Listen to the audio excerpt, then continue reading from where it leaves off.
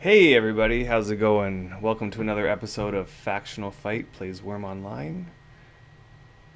And as you can see, I'm back at it without a Feyran. But that's okay. Seems like we have conflicting schedules these days. But you know what? I think that's good for you guys because it means that you might get a double up episode each week. So, how's everybody doing today? Let me know if my microphone is doing fine. You can hear me just good in the chat. If anybody can let me know. I hope I'm not too quiet or too loud or anything like that. And today, I think I'm going to continue working on the deed. Thanks, Drossler. And Zero Blight. And Validate. How's it going, guys? So one of the things that I started working on over here is making some more extra crates. We've been blowing through our crates and filling them up with dirt, and I just want to make sure that we have enough crates to carry all the things that we want to carry. So I decided to start making a whole bunch more, and I got a couple left to do here. So I'm going to finish these up. And then I'm in desperate need of food, so I'm going to do that. And then we're going to go over to the new deed and see how things are looking there, because I haven't actually gone over there in a while since, there might have been one time since last stream that I went over to look, and I completely forgot to pick up a whole bunch of dirt. So we'll see if that's decayed, and if it's decayed, it's fine.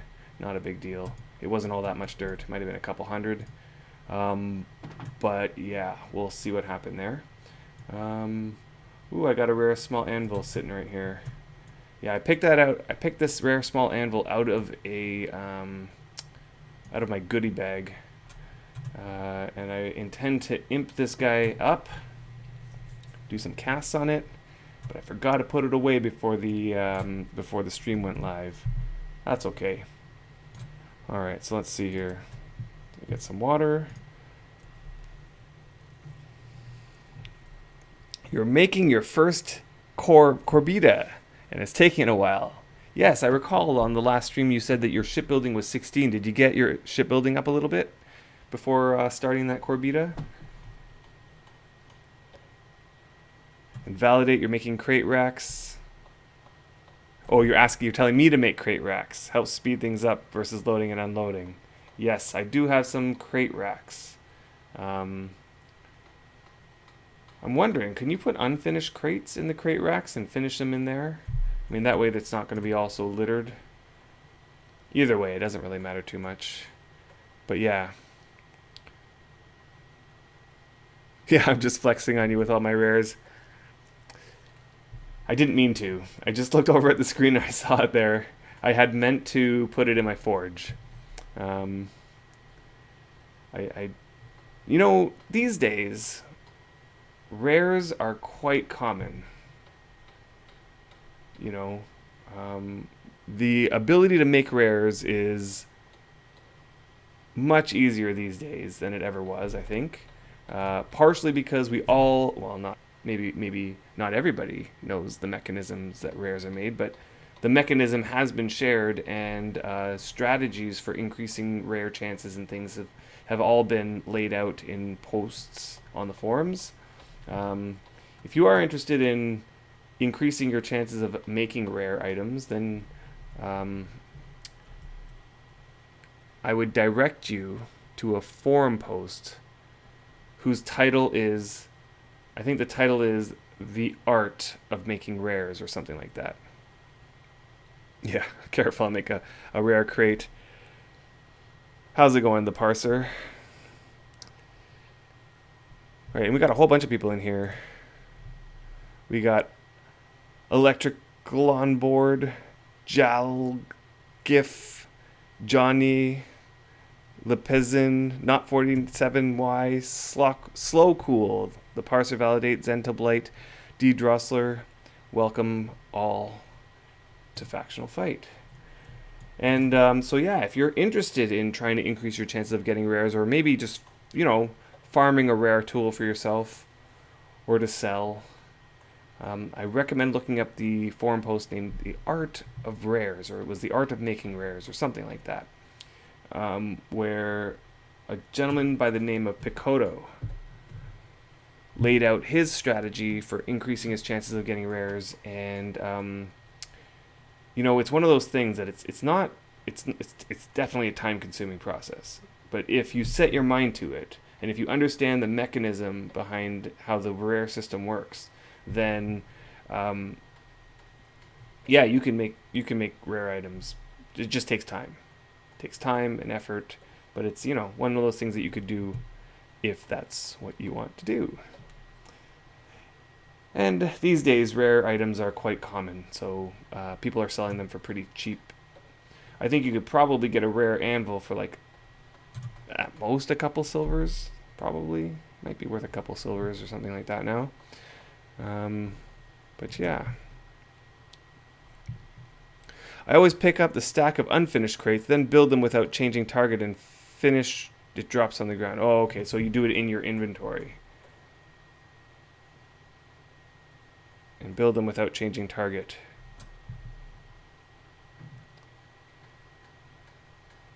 Yeah. Here's my strategy. I want them all to be cedar. My food bar is so low, so I need to wait for this stamina to... My food percentage is 9. Huh. I might have to go grab some food. Let's do that quickly. Because at 8, it'll stay 8 for a little bit, and then I'll fast, and I don't want that to happen. Because then I'm going to lose some nutrition, and I want to eat some good food here. So let's see here. I feel like I've eaten all my high quality pizza. I'm going to have to make some more pizza. I'll just eat this one, 60 quality pizza. I could probably heat it up for more nutrition, but what are you going to do? I'm not looking for skill at this moment. Yeah, time-consuming process in Wurm, you say? Yeah. Couldn't find the post about rares. Okay, let's do it together here. Let's see here. I will open up this. That worked good. And then forum. All right. The Art of Rare.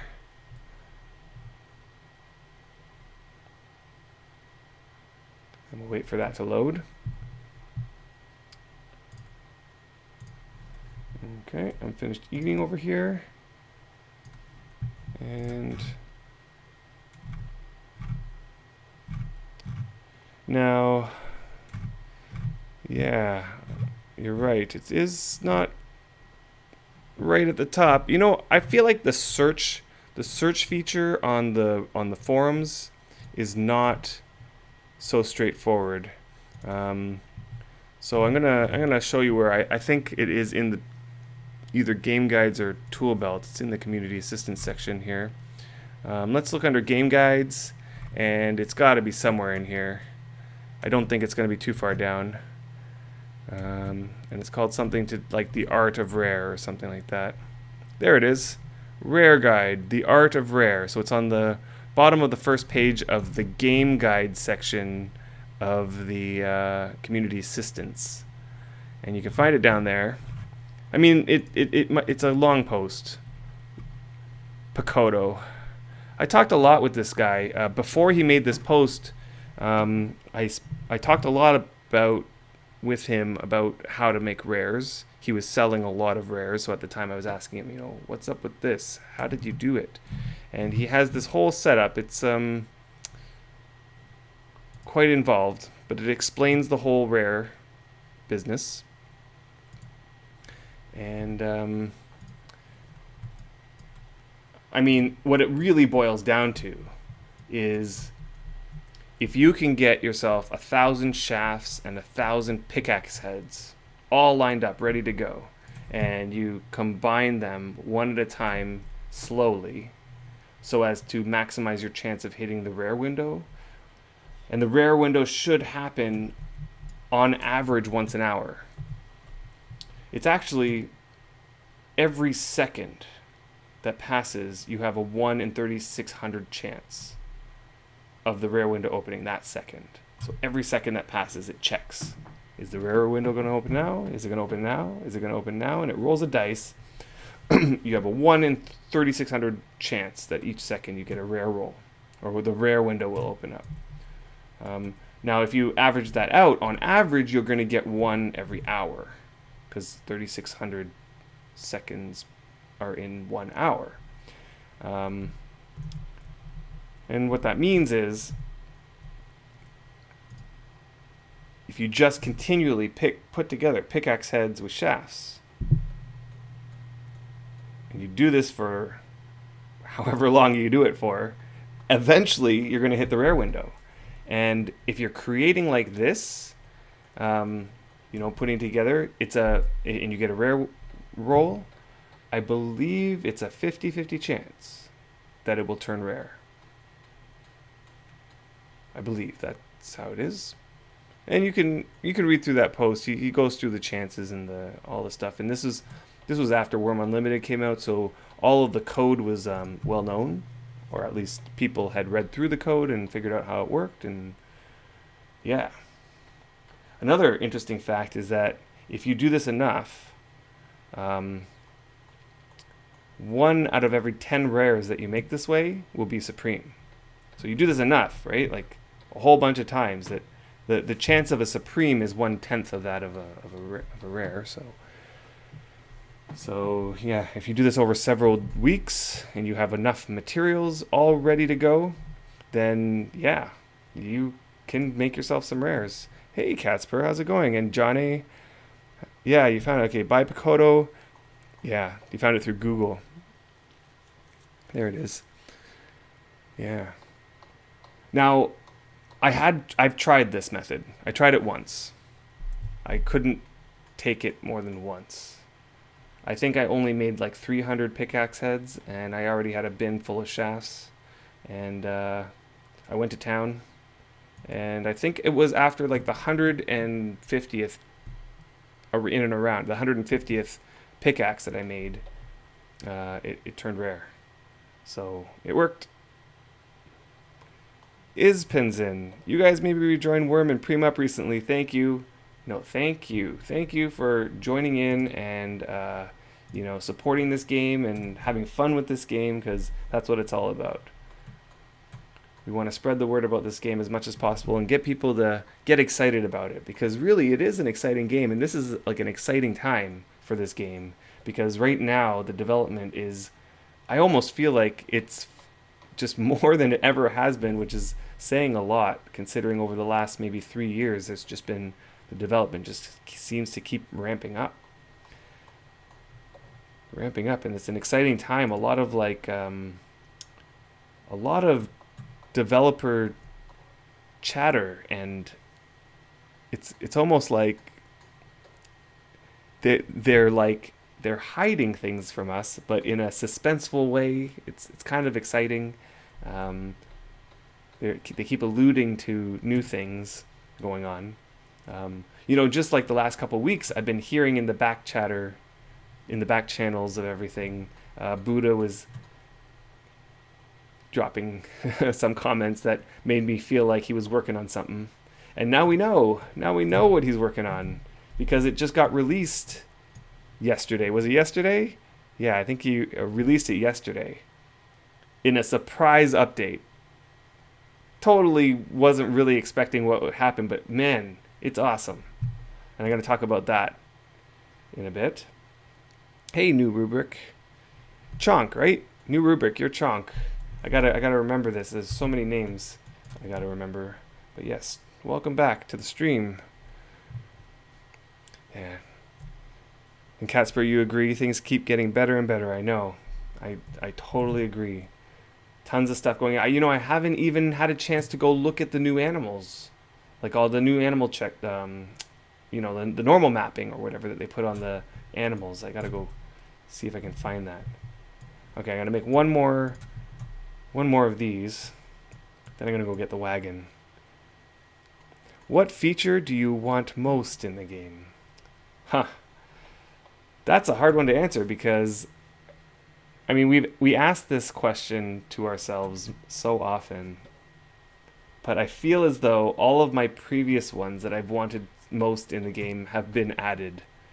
I think my most ever, like the one that I wanted the most, um, at one point used to be 3D caves, but now the way that they handled the caves, like we don't have full 3D caves, but you almost can make them 3D now with the underground buildings, and then the moment they added the bridges, that was it.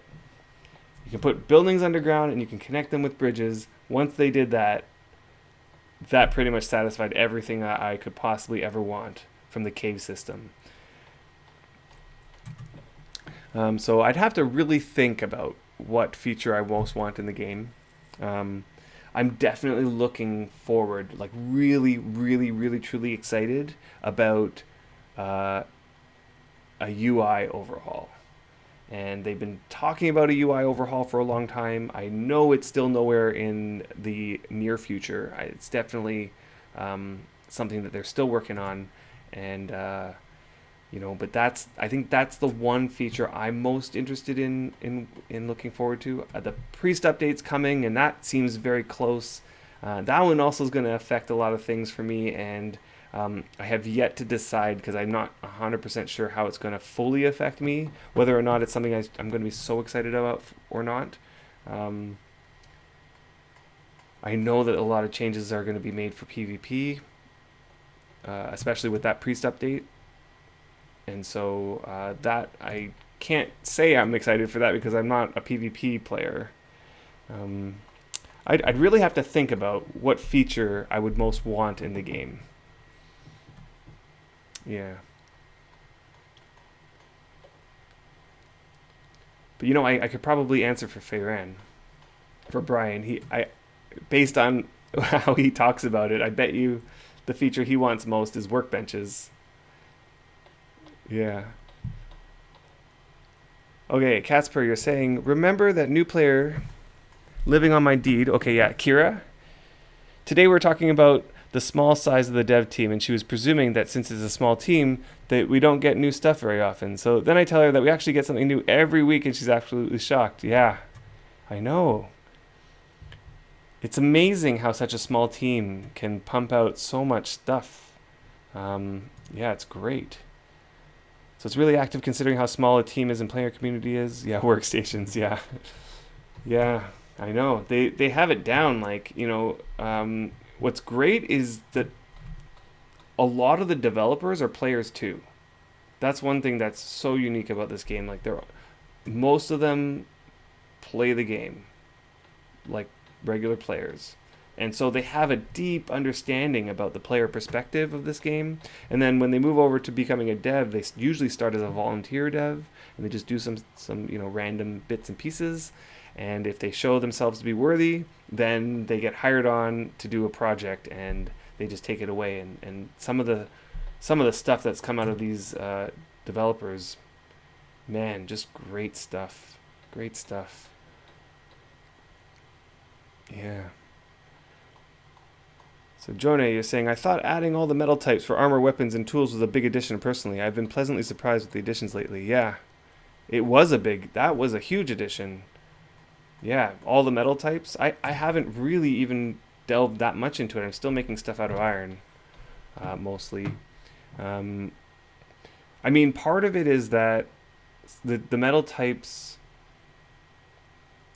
I feel as though they don't quite do enough to convince me to go out and get a specific metal type for some tools. Like if I was making a new tool for myself that I was going to imp up and cast on for myself, I still probably would make it out of iron, mostly because I have the iron ready to go, and that the benefits of making it out of any other material just isn't enough to convince me to go and harvest silver or tin or whatever other materials there are. It's like the bonuses are so minimal. And with every bonus, there always seems to be an offset, right? So like, yeah, sure, it can imp a little bit better, but it's going to damage a lot faster, sort of thing. But it did open the door to using whatever metal that you want to make armor, let's say, for example. So you can make plate armor out of copper, and I think it even has like a copper tinge now with the new rendering system they have. I think that'd be cool, just for the looks of it, right? Just for the aesthetics of making an armor out of whatever type of metal that you want. I think that's really cool. Yeah, it feels strange making a bronze tool. When getting that imped, it would be a pain compared to the iron. It would be a pain. Bronze is not fun. There was once I was making 50 bronze lanterns. Yeah, lamps. Like, the ones that you stick in the ground with the pole. So like I was making 50 bronze hanging lamps, and I wanted to imp them all up to 50 quality. And that was a pain in the butt. That took forever, like at least a couple weeks of getting the amount of material and making it all and then imping them all up. And lamps imp really slow, so I needed a ton of bronze. But yeah, I do like the idea of getting myself a nice bronze plate armor set. I think that would be cool.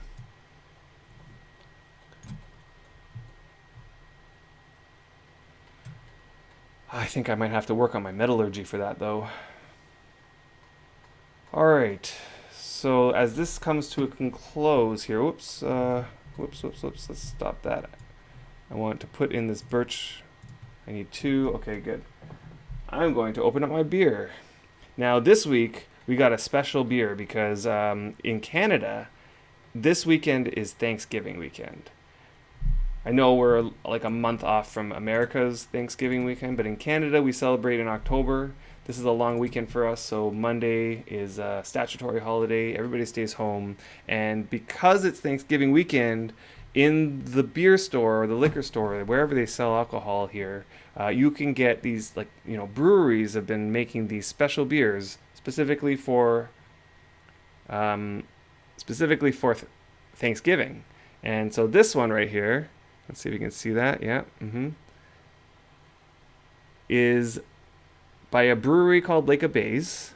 I showed another beer by Lake of Bays on another stream. I really do like this brewery. It's special to me because on one summer, maybe 2 years ago, we went to a cottage out in the middle of a tiny little town, and it was on the lake called Lake of Bays. And next to this lake was this tiny little town, like, one of those towns that the entire town is like a tiny little street. And on that main street, there's like a restaurant, there's a gas station, and then there's a brewery. It's one of those towns, like that's basically the whole town. And the brewery, Lake of Bays Brewery, had a nice patio, and we relaxed and it was just a great atmosphere, friendly staff and everything like that. And they had great beer, like really good tasting beer. So I saw this in the store and I thought, sweet, pumpkin ale. And so I'm going to try it for the first time. I've never had this beer before.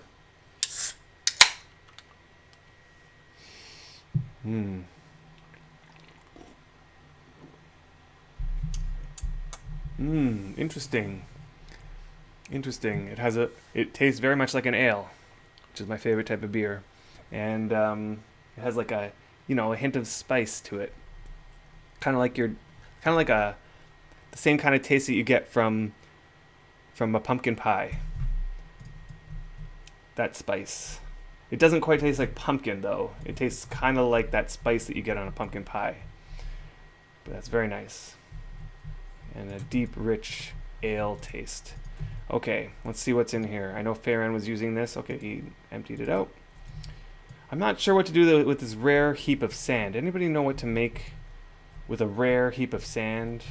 in order to try to get a rare something or other. Let's see. Thank you, the parser. Oh, you work on Monday. I guess. Are you Drossler? You're in the States, I'm guessing. Mortar, yeah, no, I don't need a rare mortar. That's for sure. Okay, what am I doing here? What am I doing? I'm gonna pick up some of these until I can't pick up anymore. Okay.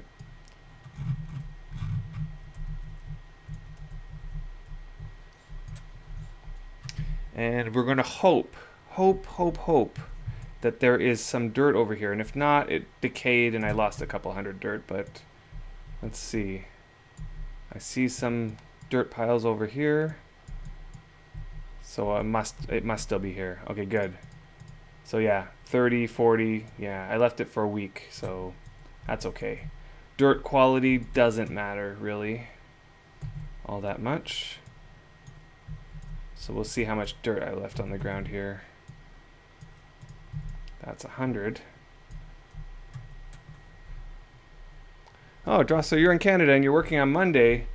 That must mean that you're making some extra money on that day. Right? You work on a statutory holiday, you get paid time and a half. Is that how it works? Oh, you work on a restaurant. You work in a restaurant. So I guess... They must have to pay you time and a half, but I guess if you are waiting, then you probably don't make all that much hourly. It's all in tips, right? Rare mortar added to a rare fireplace. True, but here's the thing. The chances of making a rare mortar out of this rare heap of sand is slim. I think it's a 1 in 100 if you use the last little bit, right? On the, it'll have a 20 weight. So if on the very last action where it uses up the sand, if it completely uses up the sand, then on that action you have a 1 in 100 chance of getting a rare. So yeah, I'm not gonna what's the word? Hold my breath. I'm not gonna hold my breath about that. I'm wondering if there's something that you can just make with sand. Let's see, sand. And then if you click on search materials, it'll show you all the things that sand goes into. So I can make a bridge. Sandstone, brick reinforced, okay, blah, blah, blah, mortar. Make all this stuff. Slab opening. Ah, smelter. A smelter. Ooh. A smelter takes 5 heaps of sand. But look how many items, though. Look how many items. It's over 100 items, so that 1 heap of sand will give me a 1 in 100 chance. Not fences, staircases. Let's see what else. Anything else? No, that's it. So the smelter will take some sand, clay, bricks. Can make a rare smelter. Very small chance of that. Okay, well, we'll see about that. We'll see about that. New laws, no time and a half if they give us a day out without pay. That doesn't seem fair. That doesn't seem right at all. Make you work on a holiday and not give you anything for that?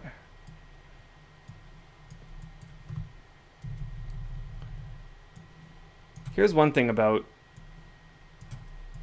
the new dig to pile, right? Dig to pile, is that you get all these random individual pieces of dirt because you're facing the wrong way when you dug.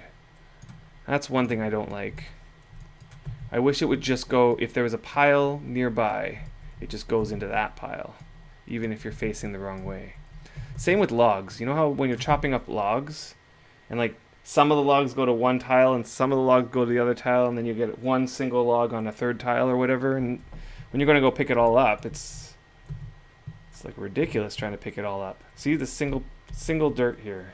Got to pick it up in my inventory. You know, I wish it would just choose a nearby pile and just drop it right in there when it's things like dirt and logs. Oh, you live in Quebec and they have different laws in Quebec. Yes. Yes, Quebec is a little bit different. That's definitely true.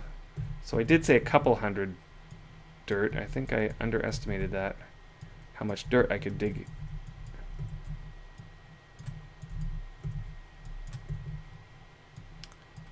And as you can see, Feyran cleared out a lot of the trees. All this was covered in trees, all of it.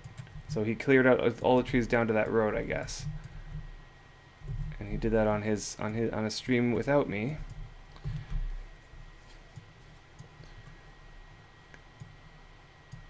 Now, I did release another car video. I did record another car video, although I didn't release it to YouTube. I released it exclusively on our Patreon page. I really want to do more, reaching out to our patrons. So, for those of you who don't know, Patreon is a way for creators to reach out to their audience and give them exclusive content with their creations for a sort of like a subscription. So if you enjoy our show, if you enjoy watching our show and it gives you entertainment, and if you think that entertainment to you is worth something to you, and you might be willing to donate to our show, then Patreon is a great way of doing that. In return, I'm trying my best to be really active on Patreon, making some posts that I'll make a post here and there, just letting you know what's up and what's on our minds, and maybe I might mention whether or not we're going to be streaming, and then every so often I'm going to probably do another one of these videos, short ones, just to talk about what's on my mind and to give our patrons a heads up about things. And that would be a great way to support the show. And I'm going to be I'm in the process of trying to get some giveaways. And I think I got one for tonight. So tonight I'm going to be doing a giveaway. And over time I'm going to be, using some of the money that we raise to buy more stuff to give away on our show and to give back to you guys, our community and our watchers. I've looked into a lot of different things now, get a sense for how it all works. And now I'm not knocking Twitch too much, but their donation system to the creators is quite appalling. And I'm only putting this out there because I really feel that you guys who come over here and you donate to us our bits and you subscribe to our channel, like, amazing. We love you guys so much for it. We appreciate it so much. But we want you to be aware of how Twitch handles those things, right? Like I know I bought a whole bunch of bits and I went around to different people and cheered a little bit. I still have some bits. But when you look at the actual, how much money is actually going to the creators and how much money is going to Amazon, it's amazing how much Amazon is making off of this. So I think a while ago I was saying how Amazon takes half, and after we've gotten some people subscribed to our channel, and I'm looking at the numbers and it's actually less than half. We get less than half. Amazon takes the rest. That's how it works. Yeah, I know. We Canadians. That's not true. I have plenty of friends who have language that can peel paint off of a wall. But when it was? I think it was when I had my kids. When I got kids, I made a concerted effort to stop the swearing and stop the bad language. So now it just sort of stuck. Yeah. So, yeah. I think that we set it up so that, you know, up here. Hey, there's D. Drossler. You're right at the top there. I'm going to move this over a little bit. Whoops, I don't want to move my game. That was bad. What am I doing? Okay, I'm going to try to move this thing. There we go. We'll move it right here. D. Drossler with the 1 bits. Thanks, buddy. I missed that. So you see how it says here, Amethyst pledged $1. So that's Amethyst pledged $1 on our patron account, and that's how it comes up there. So we have this feed here, which will basically show everybody's name who recently pledged money on Patreon or in the show. So yeah. Oh, you did it when the starting soon. I see. Yeah. Sorry, I was in the middle of getting this from the fridge during that time. I'm actually really enjoying this drink. I wasn't 100% sure about it, but I thought, you know, I like ale.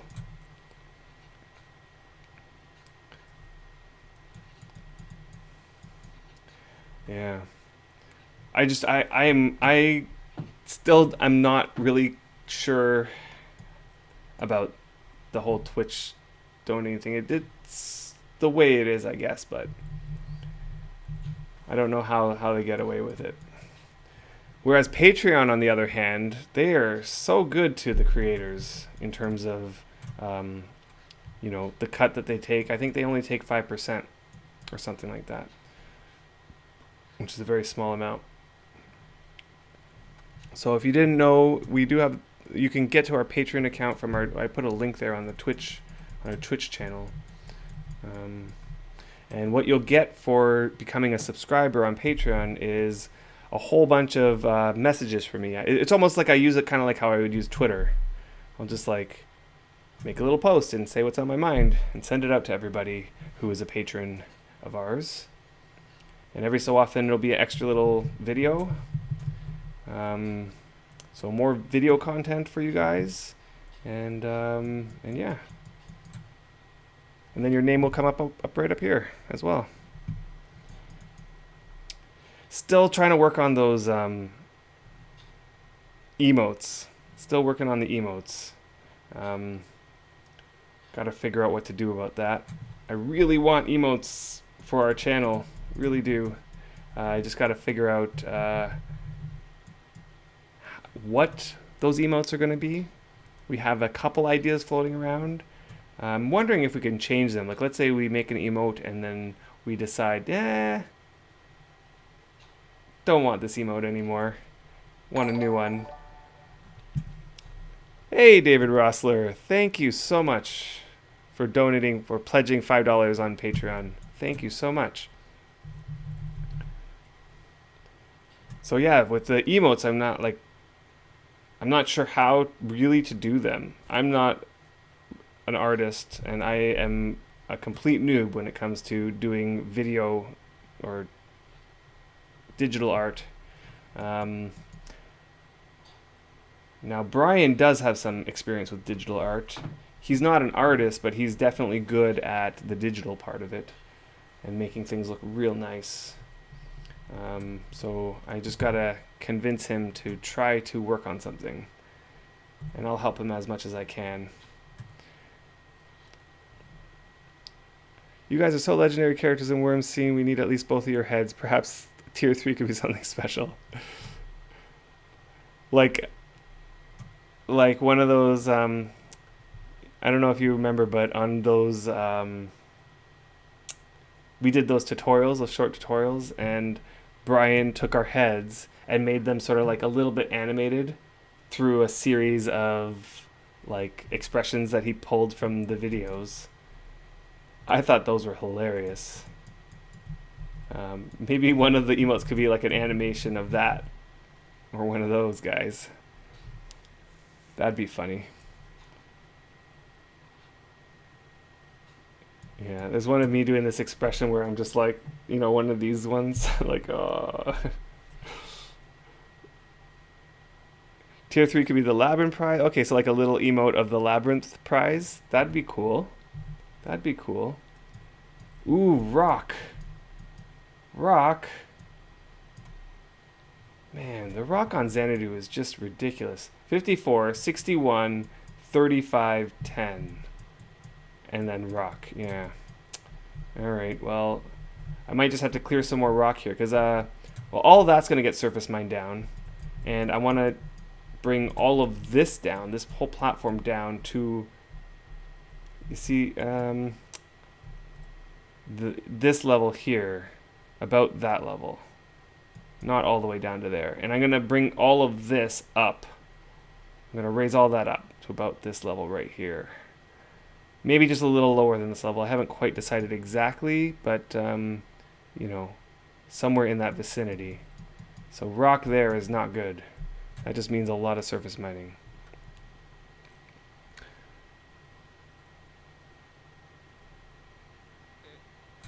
All right. Oh yes, we hit our goal on Patreon. That's right. That did it. That's our 15. Awesome. So that's for sure going to be a celebration on the next episode, for sure. For sure.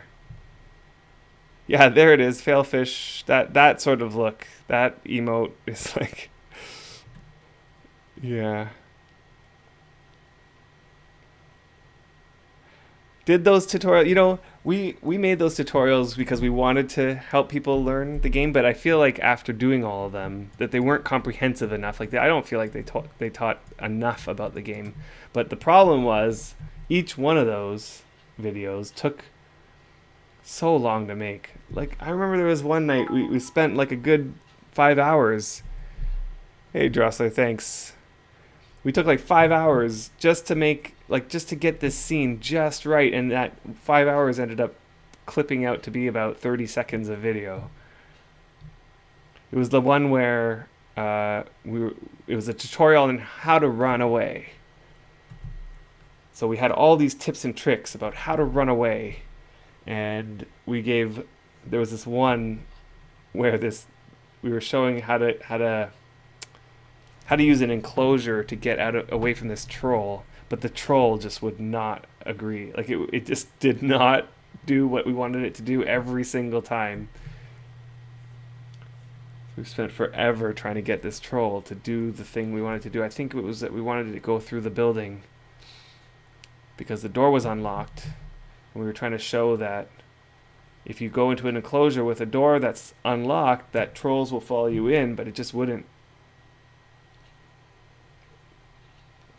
It was something like that. Anyway, those videos took forever to make. And then after making about 6 or 7 of them, we were just done. We were like, we can't continue at this rate. It's taking too much time. And so we stopped making them. I kind of wish we got to all the ones that we wanted to, but yeah.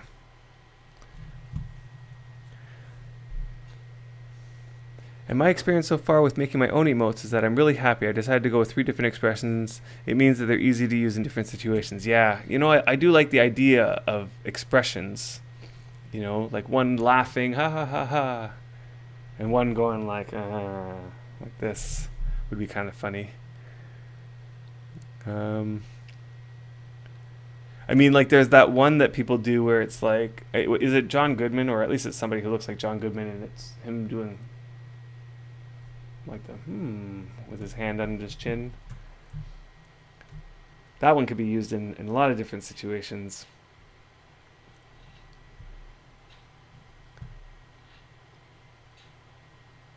Yeah.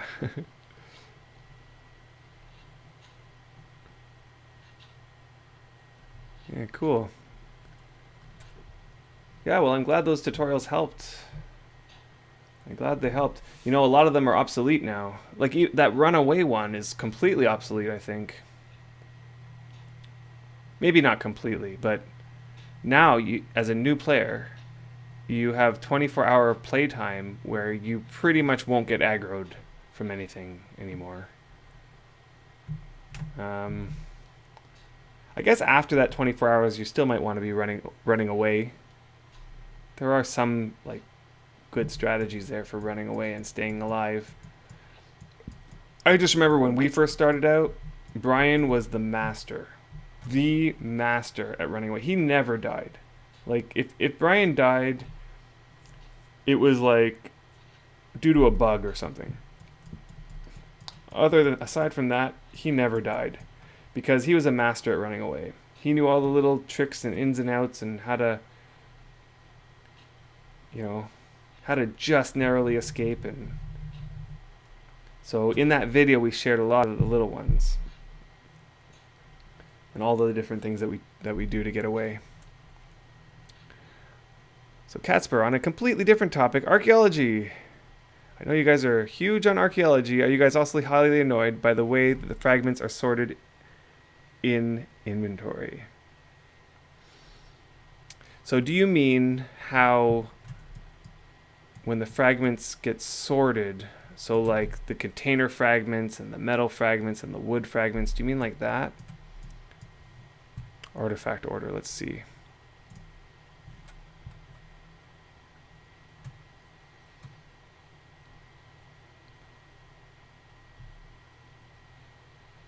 Okay. Huh.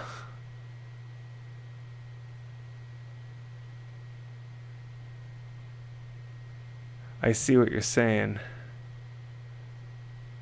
So you're referring specifically to how it'll say ore fragment. Oh, let me show this on the screen because I can do that now.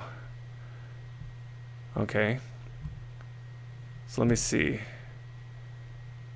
Can you see my cursor here? Yeah. Okay, good. So you're saying currently it says this ore fragment and then it shows 1 out of 26, comma, then it says the material type and then it tells you how many, and you would like it to be switched around. So ore fragment, then the material type, then the numbers. I do like that. I do like this order. So let me see what you're saying. I made a suggestion. They're not properly sorted by material. I'm making a suggestion about this now on the forums. See how on the left side the copper's not clumped together. Let's see here. Copper. Ah. Okay. I see how they're not clumped together, and I think that's because this ore fragment has already been combined with 13 fragments. Whereas these ones haven't been combined at all. They're each one-offs. So, yes, I have noticed that. And I think that the reason is because the way that they sort things are by... Like this 1 out of 26 is part of the name of the item. So it won't clump a 1 out of 26 with a 13 out of 26 currently anyway. So... Oh, I see. So over here, you're just saying so to put it next to each other. Oh, I see why. It's because the alphabetical. Okay. Right. It does it alphabetically. So then it looks here and says, well, all the ones with open bracket, followed by a 1, followed by a slash, all those ones are going to go together because the material type is way after. I see that. Whereas over here, if you order them by alphabetical, the copper will be together. And it will put these two on top of each other. Yes, that would be way better.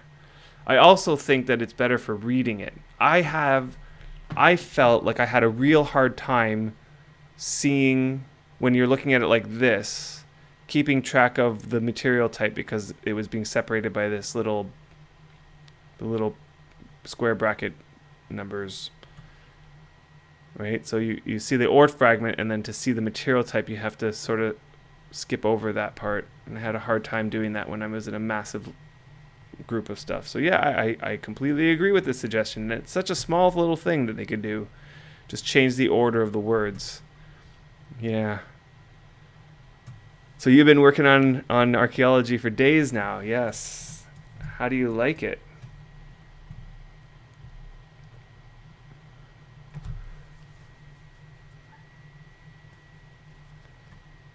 Yeah, and the parser you're talking about, the running away. You didn't comprehend just how critical staying low weight, no armor, and running, not fighting was to Wurm survival. Yes, very critical. Especially when you're first starting out and after the newbie buffs are gone.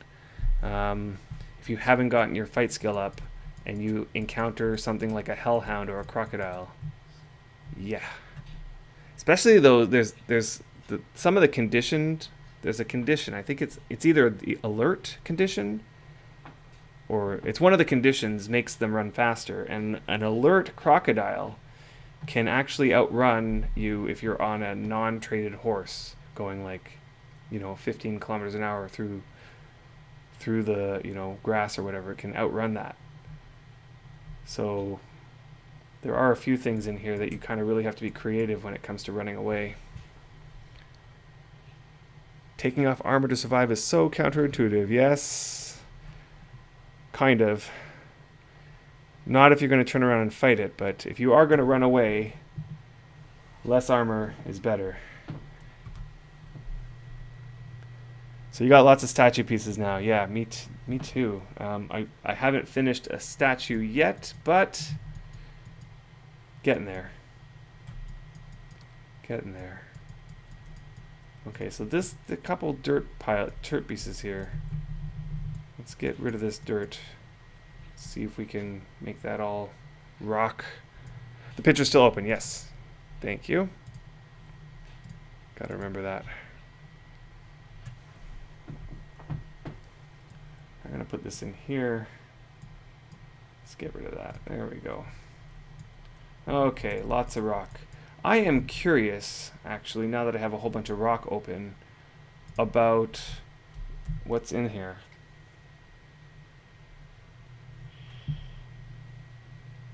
There's an utmost iron nearby. Nice. Okay. Because I'm going to be putting a mine through this area here. And I am going to try to catch some of those veins in the process.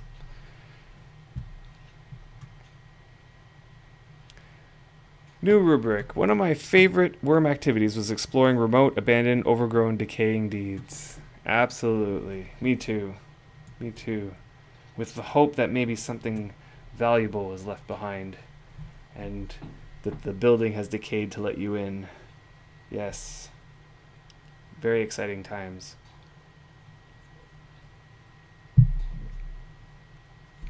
Oh, it keeps buffering for you.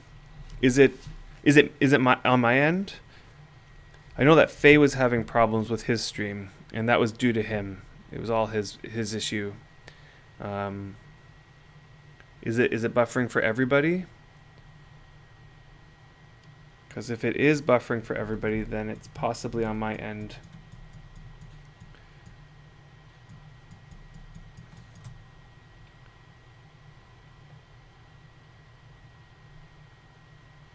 Okay, so it might be something on your end, which is unfortunate. I'm sorry to hear that. Okay. Chrome. Could be Chrome. So, I think it's time now to talk about this new update because it got me so excited. I mean, we did this whole big trip to Delhi and we did 3 weeks of just archaeology. Every time I logged in, I just did archaeology and I got tons and tons of fragments. Worked my archaeology skill up. I think I got it to 60 now. Let me double check that. Did I get my archaeology to 60? Yeah, 63. And that's a decent level, like considering how short I've been working on it. And I did encounter a few issues. Like, for example, one issue I was having was with the archaeology journals. I mean, the main issue I was having is that my papyrus making skill is so low. But it does make me feel good that they added a reason to work on your papyrus making skill. So I'm going to have to get working on that. But the other issue that I was having was that one archaeology journal was only able to hold 22 reports, and those 22 reports got filled up so fast that for basically most of the trip, I wasn't getting any more reports. I probably let 100 deeds go by without getting reports, because there's certain spots that have like 7 or 8 deeds or whatever that used to be there. So while you're investigating there, you're going to get 8 reports. And you go to another place that has 6 more. Now you're up to 14 reports just in 2 locations. It doesn't take long to get to your 22 reports, and then you're done basically, right? So that was one issue, and I think that this update resolves that issue. And not only does it resolve it, it also makes it so that papyrus making is that much more important because, there's one basic thing that they did that's going to help, and that's they increased the amount of reports that go into archaeology journals. So now the minimum is 22, and for every quality that the journal is above 22, you'll get another page. So a 50 quality archaeology journal can now hold 50 pages. So if you can get it up to 90 quality, you'll be holding 90 pages, so that's great. And then on top of that, they added this new cache system, which I think is brilliant. This is like brilliant. So now, if you go to a deed and you're picking up, you're doing investigation and you get a report, and if you can fill out that report enough, so you get that report filled out enough, it will give you the option to get the direction to the deed. Now, it always used to do this, but that wasn't really all that handy, I guess, because you probably remember where the deed was. But what it actually is doing is it's getting you the direction to the center of where the deed used to be. So you get direction, it'll tell you, northeast from here, and you sort of have to track it down. So you'll track it down the center of the deed, and now if you investigate at the center of the deed, you get this little treasure chest come up. And you open the treasure chest, and it'll have some fragments in it, and a little relic. They're calling it a relic of the deed. So that it's actually, I saw it on Fabricant's stream this morning. He was going around doing this, and the relic is a tiny little settlement token. Like you get like a tiny little display version of a settlement token that'll have the name of the settlement that you were investigating on. So that's something that you can display in your house, put it on the shelf or whatever. So that's really cool. And then the cache itself, like it looks like a little treasure chest, and you open it up and there's more fragments, like a big pile of fragments. And those fragments are said to have a higher chance of getting you the better fragments, like the statue fragments and the mask fragments and all that stuff like that. So it gives you like this little reward for having a high enough archaeology skill in order to fill out the report enough to be able to get direction. And then you can go treasure hunting, get that cache, and get better fragments out of that. And then in the process, once you get that cache, the report is consumed.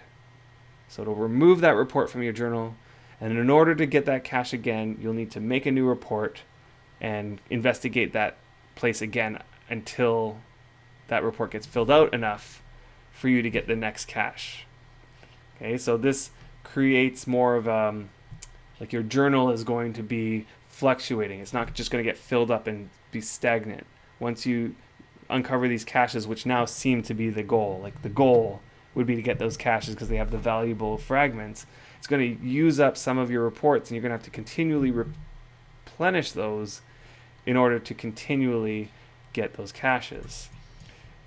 Now, one thing that I'm going to reveal here, which I don't think has been revealed officially to the public, and I don't know whether I am allowed to or not, but I'm going to do it anyway because it seemed pretty interesting.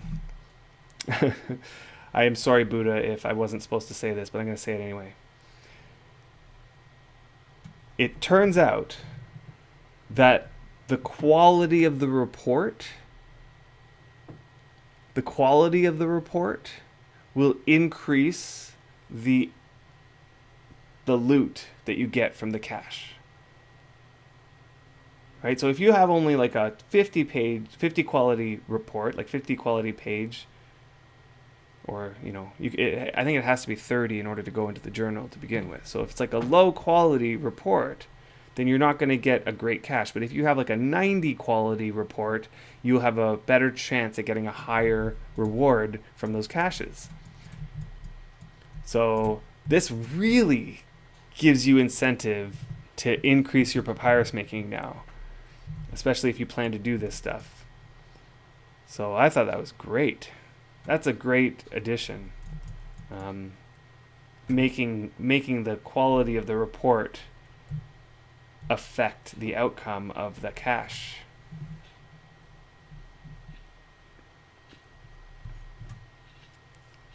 Make yo-yo great again. I know. Yeah, it consumes the report. You like having the info. I totally agree. However, it's so easy to generate another report. So, for example, I definitely want to keep the puzzles and Autumn Twilight and the the puzzles port deed, like all those deeds that I had a long time ago, and I got the reports for them. I'd like to keep those sort of as a memento. So I'm going to take those, and so here's another addition that they made. They made it so that you can now drag reports from one journal to another. Before, once the report was in the journal, it was in there for good. But now you can drag reports from one journal to another. So I'm going to make another journal specifically for reports that I want to keep. And I'm just going to put them in there and put that like on the display somewhere. But yeah, to generate a new report, you just need a journal that has blank reports, and you just go there and you investigate. It wouldn't take like minutes. It would take minutes to get another report. So I don't see it being that much of an issue that it consumes the report, because to get another one is just so super simple. But what's not so super simple is getting enough information on that report in order to get that get direction. So you have to investigate a lot in order to have the option to get the direction. Now, if your archaeology skill goes up, if you get higher archaeology skill, you'll have a better chance at getting those pieces of information. But at my skill currently, it seems to take a good amount of time to fill out that report. And I still don't have enough skill to fill it out completely. But I think I just got the ability to get the direction. I think after I hit 50, I started filling out enough to get the get direction thing. Oh, you can imp books to raise papyrus making. Interesting. Now, do books improve like tailoring items? Because that would just be weird. Let's see. Do books repair? Search book. Oh, okay. String of cloth, stunning. But what tools do I use to improve a book? Maybe the wiki tells me. Wurmpedia. Books. Because if they improve like tailoring, improves like cloth tailoring, yes. So that would be weird, because one of the tools that you need for cloth tailoring is water. So you dip your book into the water. That's a little strange. But whatever. That's good to know, because if it improves like cloth tailoring, that's actually pretty good.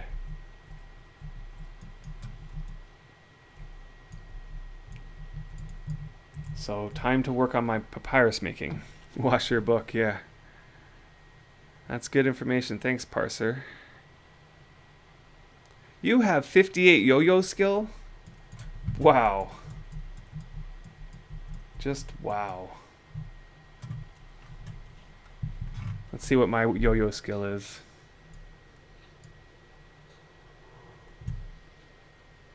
It's under toys. Can't beat my 1.24.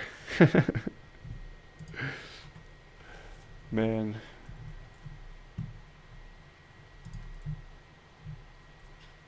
I've read some books that could be improved with good dunking in water. Yeah. I was reading this book with my son. He took it out from the library. You know that they made a new animated version of Peter Rabbit. So it's a movie. And they made a book about it. And I hate these types of books. You know, like the types of books where they're writing it, but it's based off the movie. So they're essentially just recounting to you what happened in the movie. It was bad. It was bad.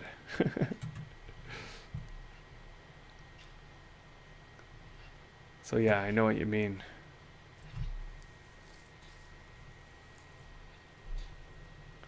Oh, they made it so you can spin a yo-yo on a horse, cart, and boat. Used to need to be on solid ground. Interesting. Yeah, you can do a lot of stuff on the cart or horse. You can like improve smithing items if you wanted to on a cart or horse as long as the item was glowing. It's kind of strange that you can't do some other things like, for example, pick a sprout. Oh, did they add that you can pick a sprout now? Maybe they added that. Kind of remember them doing that.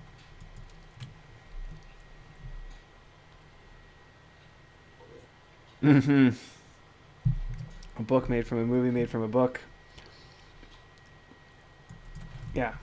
However, it's not. I do not recommend it. It's very bad.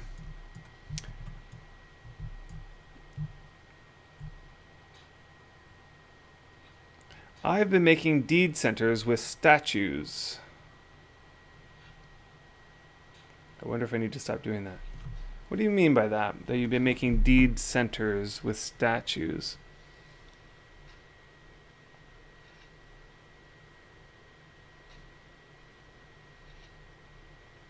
Oh, marking deed centers with statues. I see what you're saying. I see. I was wondering about this as well. I wonder if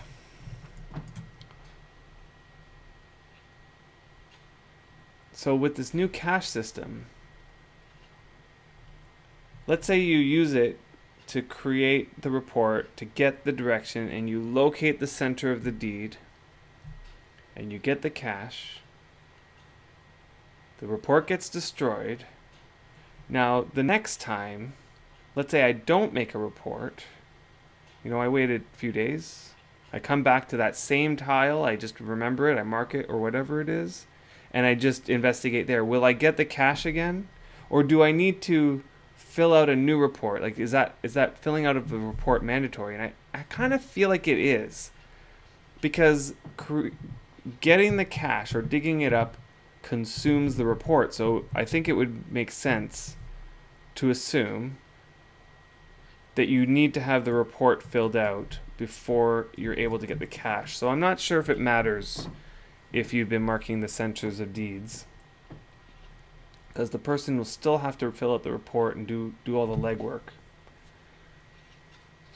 Now, and another thing that I was wondering is it enough to just have a filled out report to get the cache? Or do you need to wait for that tile to refresh? Like, you know how if you just investigate there and pick out the fragment, it'll say, you know, this area's been picked clean. So do you have to wait for that center tile to refresh, you know, wait the 24 hours or however long it takes, and fill out the report and then go there when it's ready to be picked? You know, like what if I go there and I pick that tile just before I fill out the report? And then by the time I get the report filled out enough and I go to try to find the tile to get the cache, it's picked clean. Is that what's going to happen? I'll have to wait till it refreshes? I'm not sure. All these questions. They'll be answered, though, I'm sure, with my first time getting it. I think it all will make sense.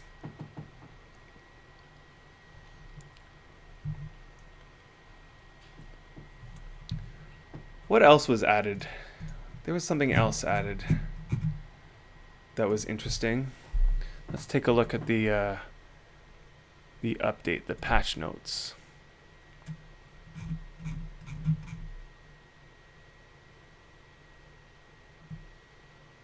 Right, they added new statues. I haven't even made any of the old statues, and they've already added new ones. Oh, I'm already like... Oh, no, that's okay.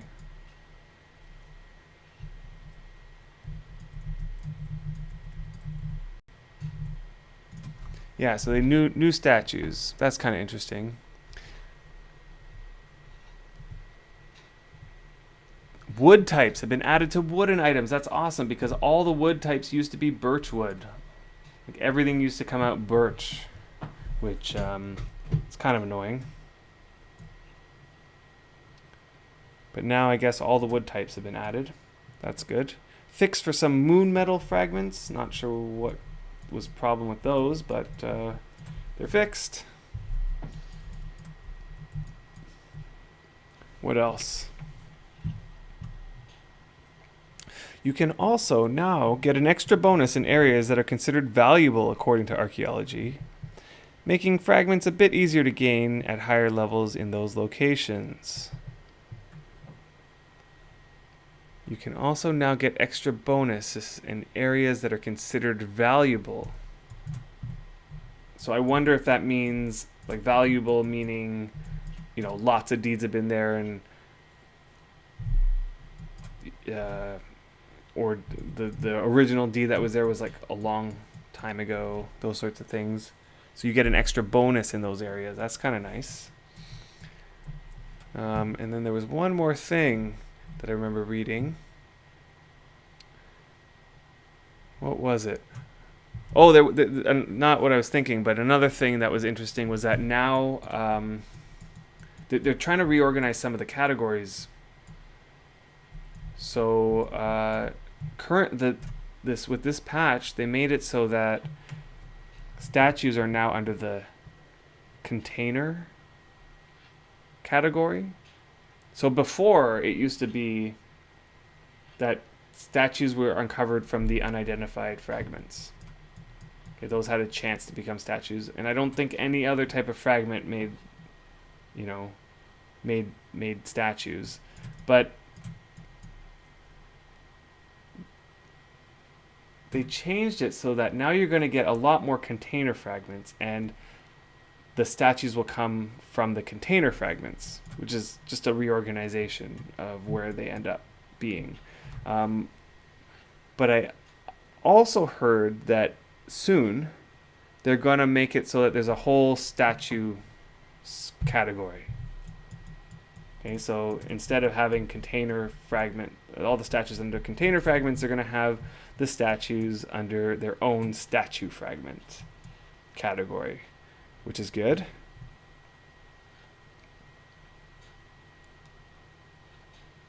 Yeah, so what constitutes a valuable area? Yeah, I'm not sure.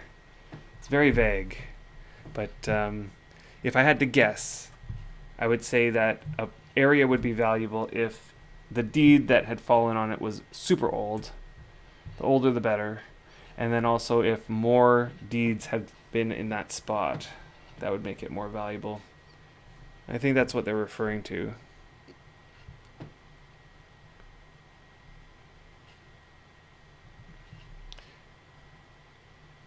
Yeah, there was one more thing. I just can't seem to see it, and I'm just trying to like glance through this quickly. Oh, here it is. Tweaked the base difficulty for investigating to be a bit easier overall. So that is good. That is good. What that means is that there's going to be less useless fragments as your skill goes up. So that's good.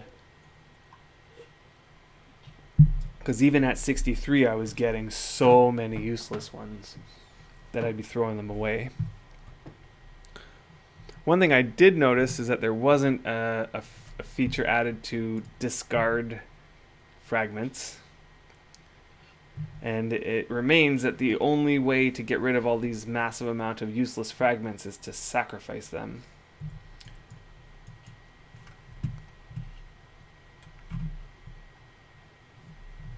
So yeah, it's an interesting update. Also a bunch of bug fixes. That seems to be happening on a regular basis. Lots of bug fixes. So that's pretty cool. Alright, so let's put that away. That was a surprise update. Very, very interesting stuff indeed.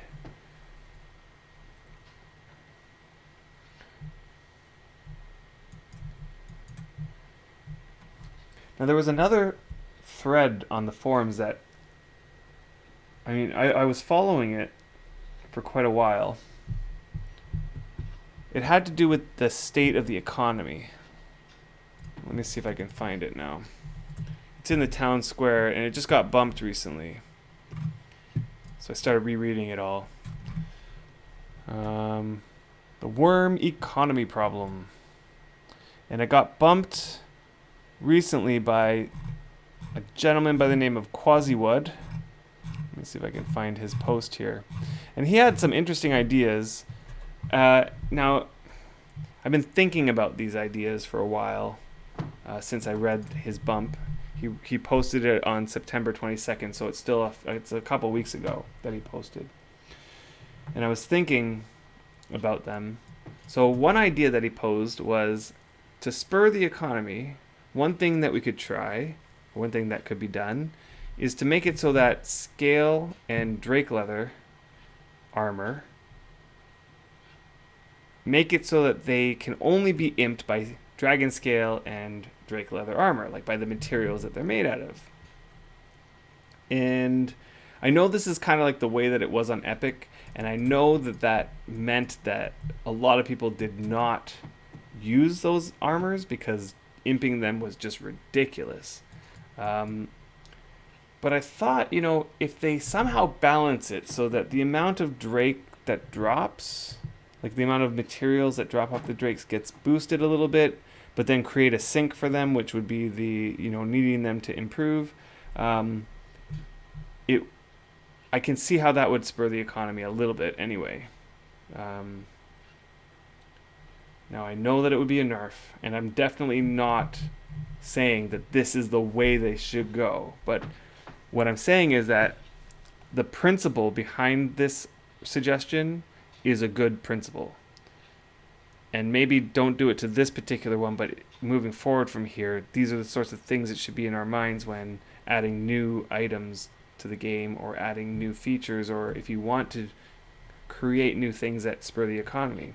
Because what's interesting about this idea is that you would assume that the people who have drake and scale, that those would be the same people that have money, like that they're well off in the game, that they have extra silvers to spend, and part of spurring an economy is to create items of demand, like items that people would want, and especially items that the people who have the money in the game want, right? So if you want to, make money move in the economy, which is really what the economy is. Like if you want to spur the economy, which means you want to get money moving from one person to the next person to the next person, then what you need to do is create items in the game that are of high demand to the people who have the money to spend, right? So what this change would do, it would be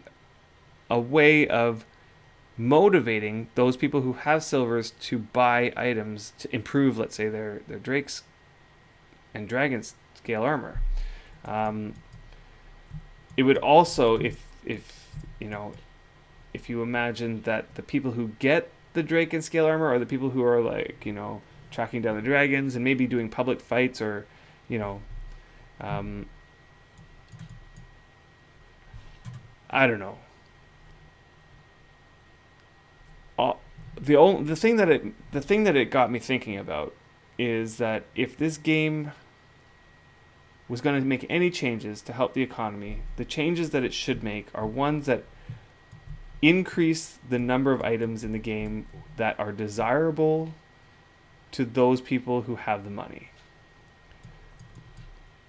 Because that's just going to create work for people.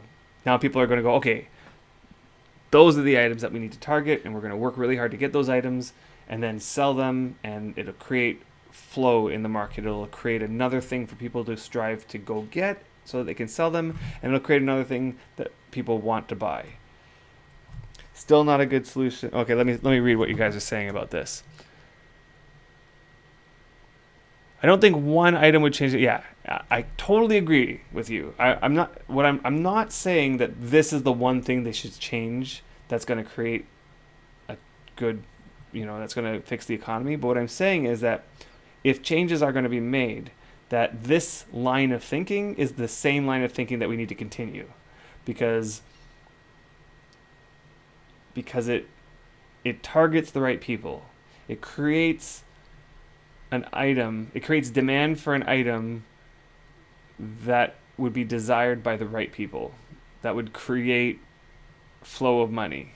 And one change like this might not be enough, but if you do a lot of little changes in this direction, that would spur things. So here you're saying the best way to boost the Wurm economy would be to introduce a lot of new players into the game. Okay, of course, totally. But here's the thing, that people the type of player who would be motivated to play this game for the economy, currently in its current state, won't play this game because of the way the economy is, right? Like, it's a chicken and the egg sort of problem, where there are people out there who would love to play this game as it was years ago. Like when I first started playing, the economy was rich and vibrant and money was like moving like crazy. And at that time, if you advertised this game to people who like that type of thing, like who like the economy game, it would be ripe for the picking. During that time, a person could come in and become an entrepreneur in this game and make a decent amount of money. And the problem is nowadays it's not like that. So that same player who would be enticed to play before would look at the state of the game now, research a little bit about the economy and say, and you're not going to get that person coming in, right? So in order to get that person to start this game, what they need to see is that the economy in this game is doing well, and then they might try the game. Okay, so you're going to get a lot of new players playing the game if something was changed in the right direction about the economy to get it moving again. Yeah, by a lot of new players, you mean 10 to 15 more active players on small servers. Yeah. Okay, and I'm the parser, you're saying, oh, this is about the fragments. Dump fragments. I combined dump fragments to gain skill. Thanks to you folks to leave them lying around. I'm going to comment on that because I have spent a little bit of time with the Wurm Assistant skill tracker and like to see how much skill I'm gaining when I'm doing certain actions. The combining of the fragments, the amount of skill is like a fraction of the amount of skill that you get when you're investigating, right? Like if I go and do an hour of investigating and then I go and do an hour of combining, the hour of investigating will give approximately 10 times as much skill gain than the hour of combining. So I would rather spend that second hour investigating again and dump the fragments because, yeah, combining action was not good skill gain in my opinion. Okay, so let's go back to the economy. Let's see here.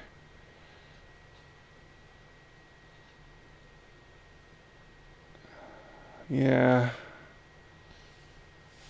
Okay, so more people is definitely going to help. You know, getting more people into the game is definitely going to help the economy. The question is, how do you get those people into the game? And of course, the game is moving in the right direction in terms of the development and targeting all the key issues that Wurm Unlimited has uncovered as, roadblocks to getting into this game. Once everything is, all of the plans are like set in motion, like the new UI comes in, the priest system overhaul, combat gets overhauled because that's something else that's being worked on. We're going to get to the point where a lot of those issues are going to be resolved, and we might see an influx of people into the game. Maybe not. Who knows? It's hard to say, but the hope would be that it'll increase the population of the game. And sure, maybe that is enough for the economy to go. But I kind of, on the other hand, am not 100% convinced. I'm not 100% convinced that that would be enough. Because the way the game is set up is that, for the most part, you can pretty much get by with not really buying or selling. Right?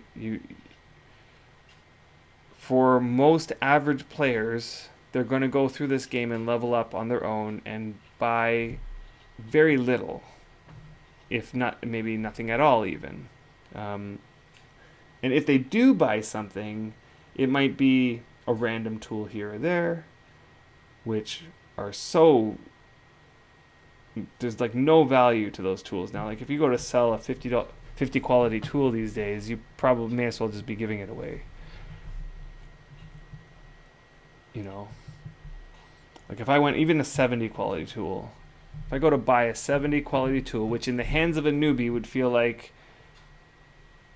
amazing, 70 quality tool, you probably are gonna sell it for 10 to 15 copper, so like not much,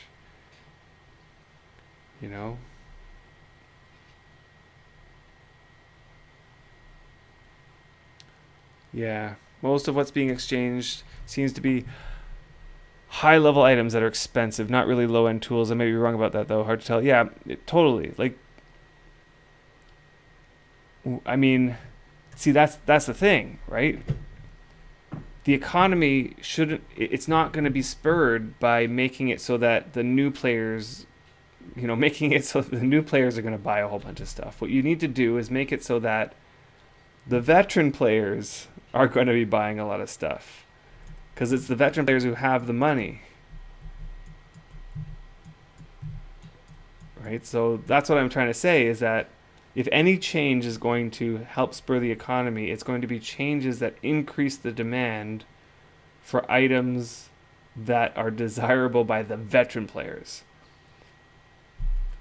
because that's where all the money is, and that's what's going to cause the money to move. Like, for example,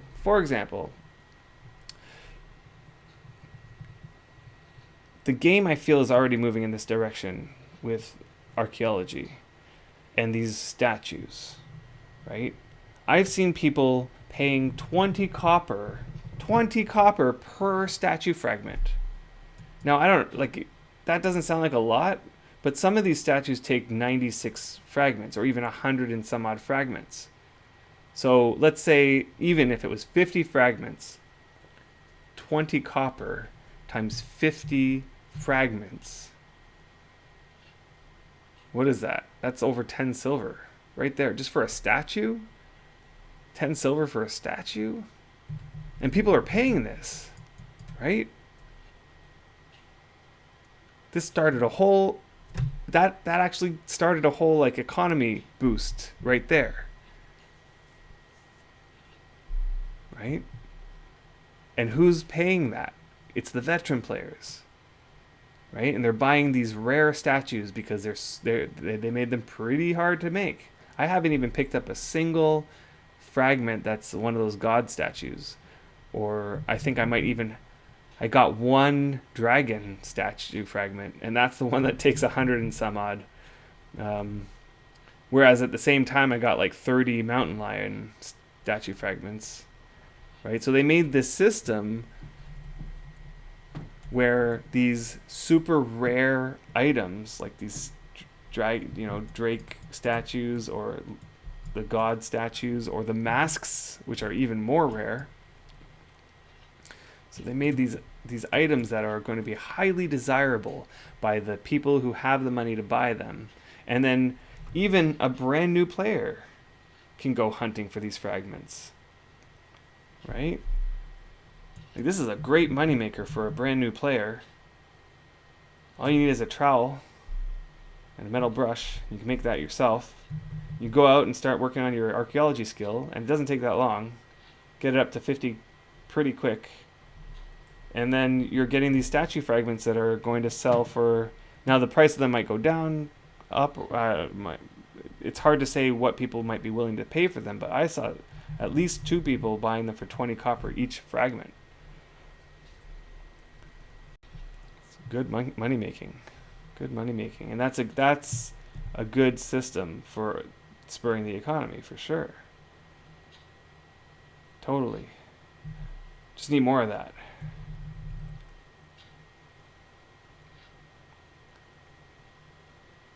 Yeah. Bricks. I stopped telling new players to make bricks for money. In fact, I advise them not to fall into that trap. I've seen so many players get burnt out of this game before they even started, just because the first thing they wanted to do was make enough money to pay for premium. And then they spend a whole month making bricks and they think, yeah, every month I'll just make enough to make premium and then I'll have the rest of the month to play for free. Yeah, well, it would then take them to like half that month to make the bricks. They'd log in every day and they'd make bricks. It would take them half a month to finish those bricks and sell them. And they're just, by the end, they're just like done. They're burnt out of the game and they don't want to play anymore. So yeah, I don't advise that route, I don't think. Right? Because once you get to high levels and you have a high quality chisel with WOA on it and your masonry is like a decent level, you can crank out bricks like crazy. You can make all those bricks that you'll need, like in a day or two. Yeah. Yeah. It's not worth it. It's not worth it. It's better to put in a bit of money into the game, buy premium for a couple months first. You'll get a bunch of silver just from doing that because you'll get the referral, you'll get a couple silver in the bank. You'll get some sleep powder to sell. And then you can start focusing on skills and enjoying the game and learning the game. And then by the end of those 2 months, you'll have enough skills to start doing things like making bricks or whatever it is that you want. Actually, you'll start realizing that that might not be the best way to make money anymore. Maybe your blacksmith, after 2 months of playing, if you are playing enough, your blacksmithing might be enough to make 70 quality tools by then. Depends on how you focus on and what you focus on. Or you might find that you just enjoy playing the game without really thinking about skills, which a lot of people do.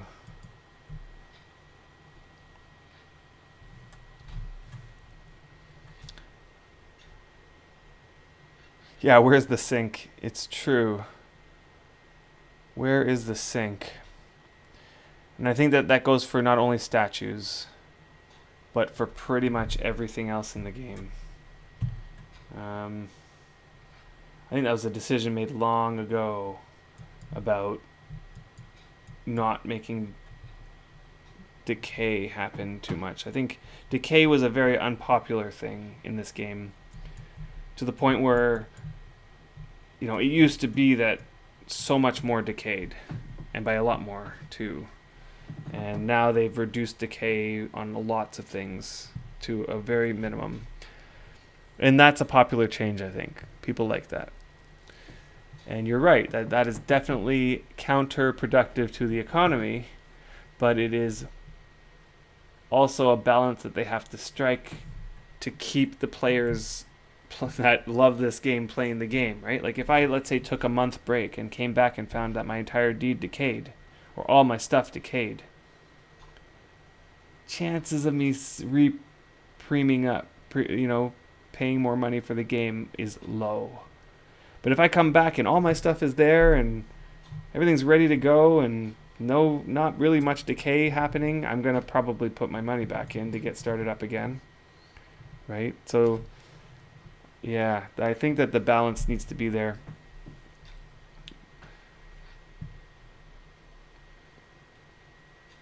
Yeah, veterans are only going to buy so many statues. But with this system, and they've already done it, it's not too hard to add new things, right? Add new statues, add new rare items, make a new mask, make a completely new item. Just keep that train going. Keep thinking of new things that people are going to want. Keep adding them in. I think that's a way to go. And then there are things in this game that are consumable. There are. Like, for example, tombs. What do they call them? Tomes? Tomes.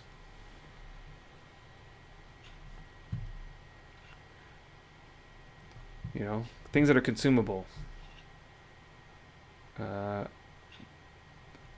do feel like they could go and add more consumable things. Like, they have potions, imbues, runes. Those are consumable. What is my character's affinity in?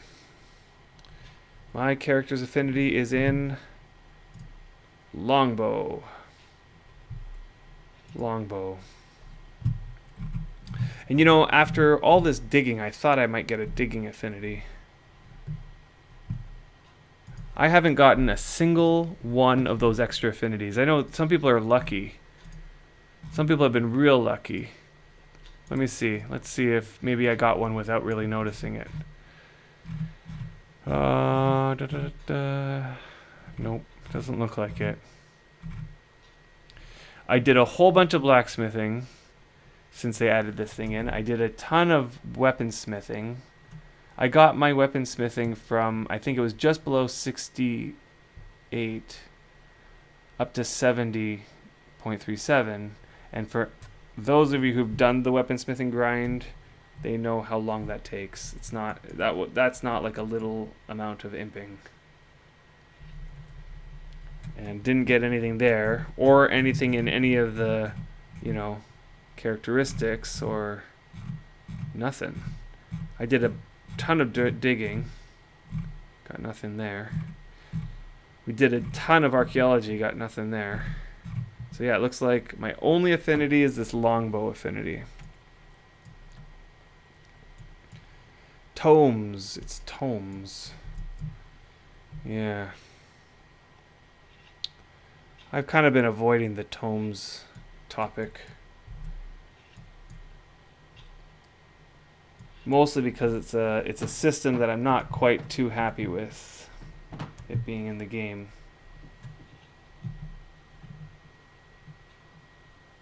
So my feeling is that if I start talking about it, it would just come out all negative, like.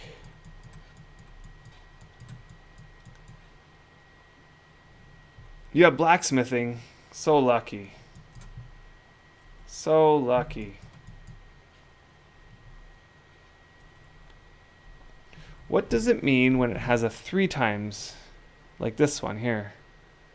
So you see how it shows, like on the tooltip when I'm hovering over here, it says right below my mouse, short bow 13.97, highest is 20.99.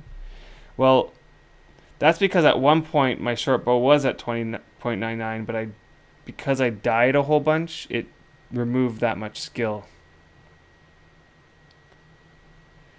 So when you die and lose skill, it gives you this 3 times next to it so you can gain that skill back up faster.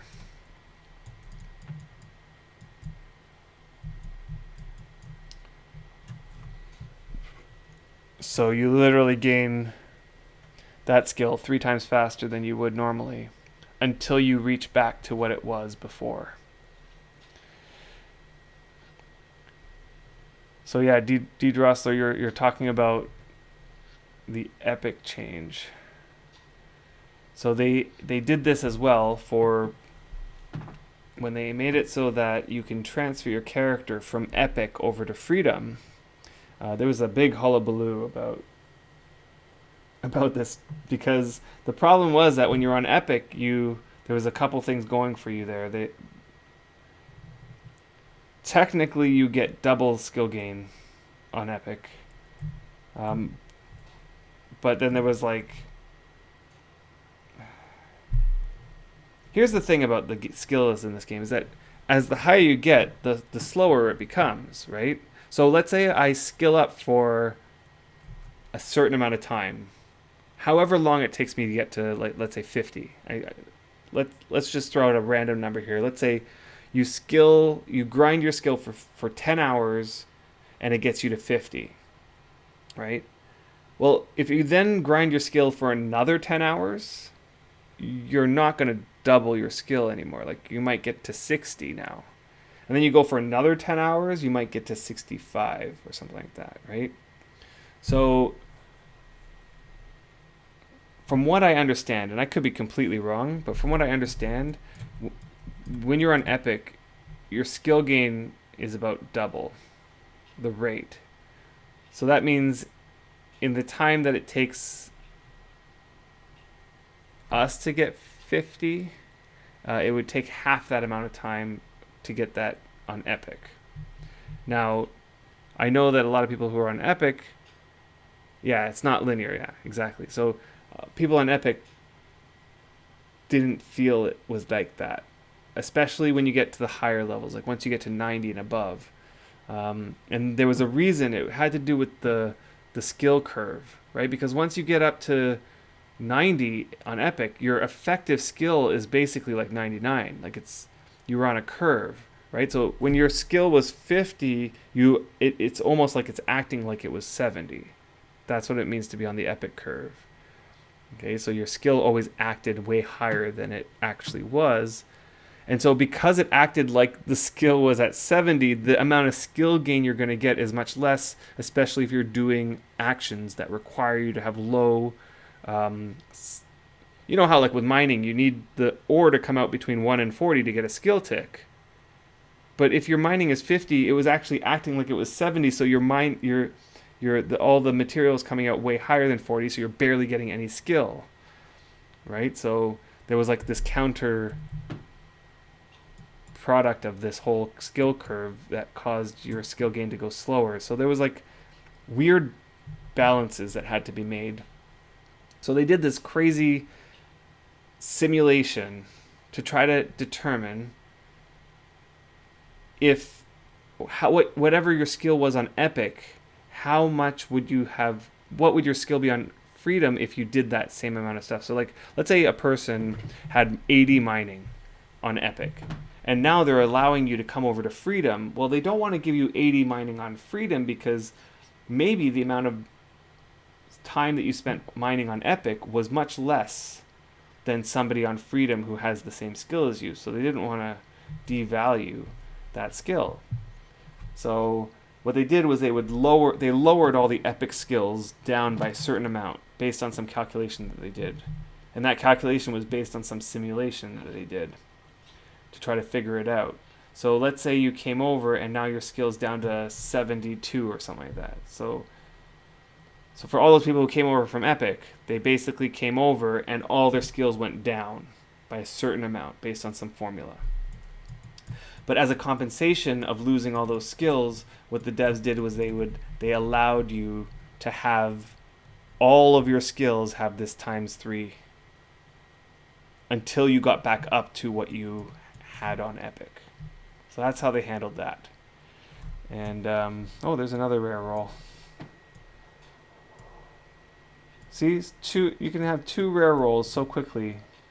I just got one over in that pile over there, so it wasn't that long ago. Or was it that pile? I can't remember. Yeah, and they have the curve to help. Yeah, the curve is a help for getting high, success, but I don't think it was a help for skill gain. That's the problem. Yeah, the chance of getting a tick was based on your effective skill, not your actual. So at the end, it got way too hard. Yeah, because if your skill was high and you're trying to like get a skill tick in mining, yeah, even with like a 1 quality pick, I heard it was like crazy because your effective skill is like 99. There are ways though. Here's what I think, and I don't want to get into too much trouble here, but here's what I think is that those people who played on Epic tended not to be the type of people to grind skills. They tended to be more people, the type of people to, you know, build fortresses and work together as a team and that sort of stuff. Like, you know, the people who grind their skills on freedom, I don't want to speak for everybody, but a lot of them, including myself, I would put myself in this category. A lot of them are hermits, you know. They don't live in massive communities. And so, I don't know. If you're not 100% focused on grinding a skill, then it's not going to go up that fast. That's the problem.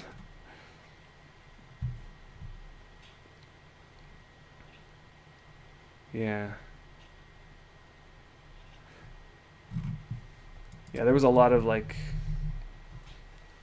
controversy around the Epic transfers. But you know, all those people who predicted that it would kill Epic, they were all right. Because Epic is pretty much done, I think. And I feel bad for all those new players who start out on Epic because they want that kind of playstyle. You know, when you read up on what Epic's supposed to be, it sounds great on paper. You know, Kingdom Warfare. It's like full loot PvP. It doesn't attract me to that type of thing, but there's tons of people out there who want that. Yeah, and then there's this issue, is that they changed Epic to have a similar skill gain as Wurm Unlimited. They did a couple tweaks or whatever, but it's pretty much the same, where, you know, the optimal way to grind your skill is to just spam nails or something, like just keep making items. And then anybody who was left on Epic was like, whoa, this is slow. Because, I don't know, I might be the only person who feels this way, but I think that Wurm Unlimited, the skill gain there is way slower than on Wurm Online. I mean, if you're doing a 1-for-1, right? Like if you go over to Wurm Unlimited and do a one-time skill server, like a one-time action, so that it's like supposed to be quote unquote the same as Wurm Online, it's not the same as Wurm Online. Even if you use optimal methods over there, it's way slower to skill up in Wurm Unlimited in that system. Yeah, if you're doing with a 3-time skill gain with 3 times timers, right? For sure, it's going to be faster than Wurm Online. But try a 1-time server with 1-time timers and tell me how fast it takes you to get to 70. Right? I feel like in Wurm Online, it's feasible to get to 70 woodcutting in a couple months if you know what you're doing, right? Like if you have a circle of cutting pickaxe and you just go out and you know what you're doing, how to optimize your skill gain, and you just go chopping trees, and you do this for a couple months from a brand new newbie character, you're going to get to 70 in under 2 months. I guarantee you it. But I'm not so sure over on Wurm Unlimited. I played for quite a while on Mystic Highlands. I probably have like a good 20 some odd days of playtime on Mystic Highlands. So it's not, I spent a decent amount of time there, and I think I got my mining to 30. Not 40 for sure. I got it to 30 something in 20 days of playtime, which, by the way, it was longer than 2 months. So yeah, it was real slow. So I can only imagine those people on Epic, when they changed it, were like, whoa.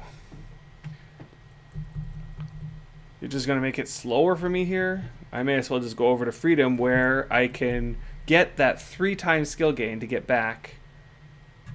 Plus, it's faster to skill everything up on Freedom. No, I meant Hatchet. I do that all the time. I say the wrong word. Yeah.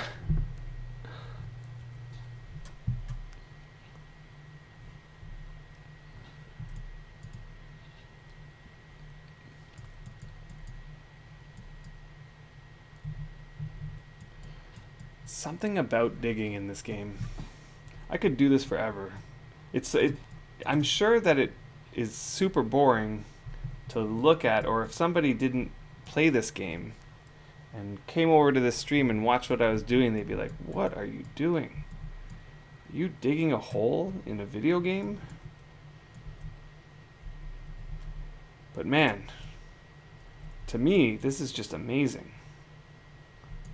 Look, I'm so close. This is the landing that I want to dig down to. It's getting so close to that.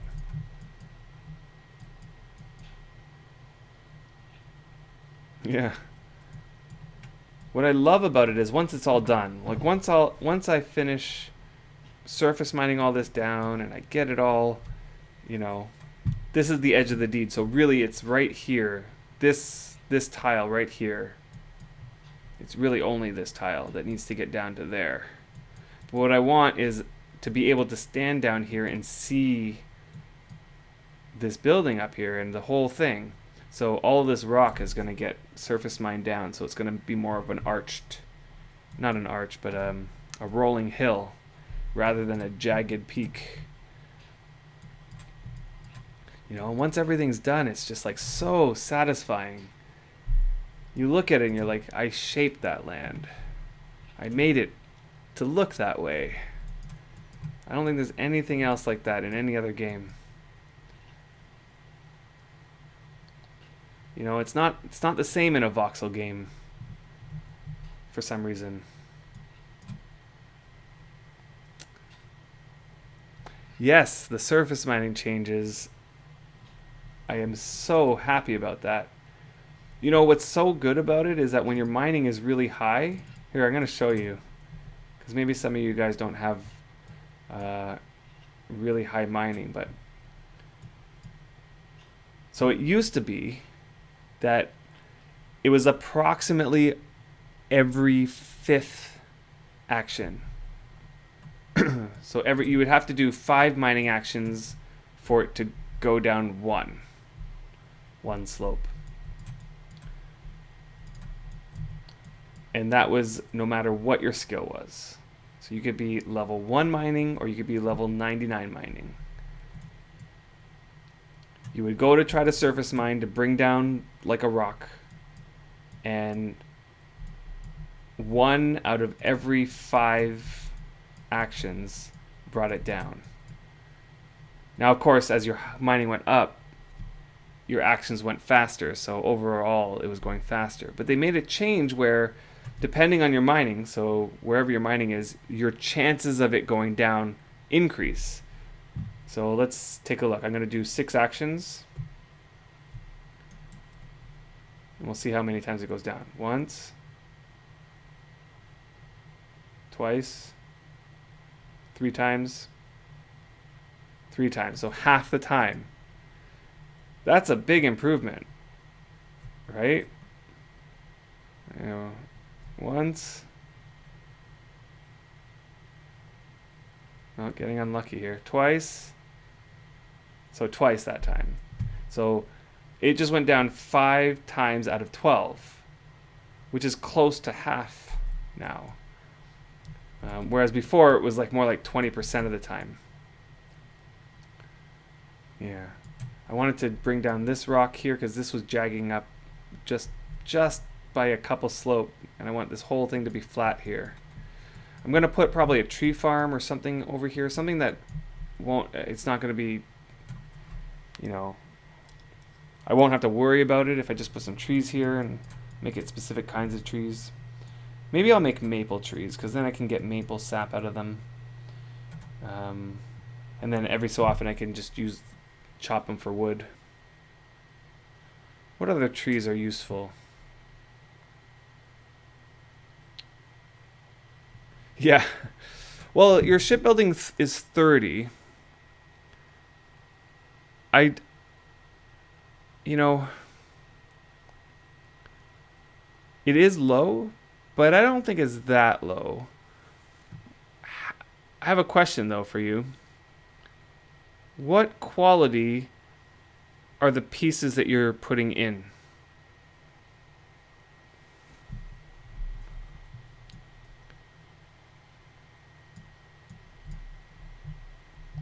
What quality is like the planks and stuff that you're using? Oh, I hurt myself. Here's a good tip. Farmer salve.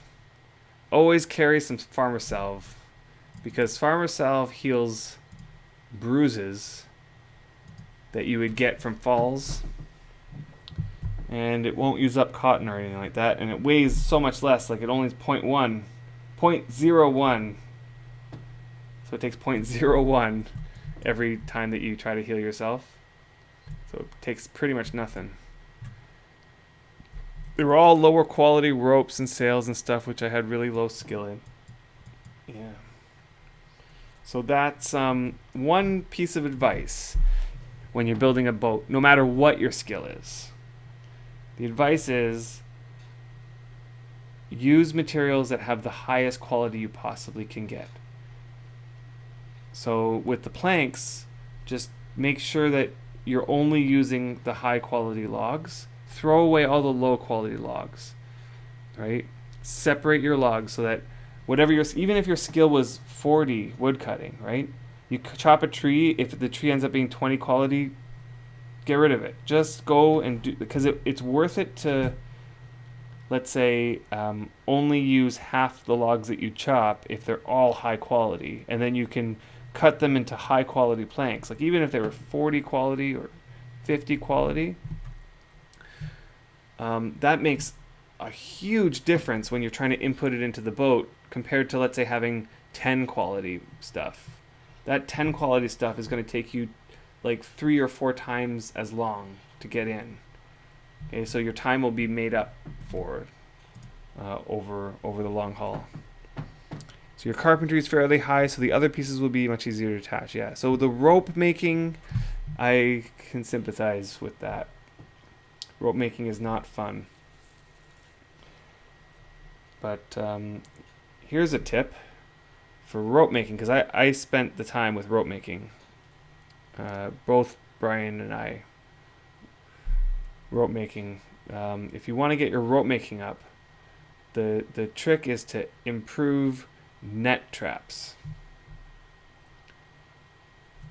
So net traps improve like tailoring. So you use the tailoring tools and you make a bunch of net traps. They require cordage, so there's like there's the initial bit of like, okay, I just need to get these cordage ropes first of all, and then I need to get them into the net trap. That's a pain. But once you have the net trap created, and it'll be low quality because your rope making skill is low to begin with, so you're going to have low quality ropes. You put it all together, and then you just improve them.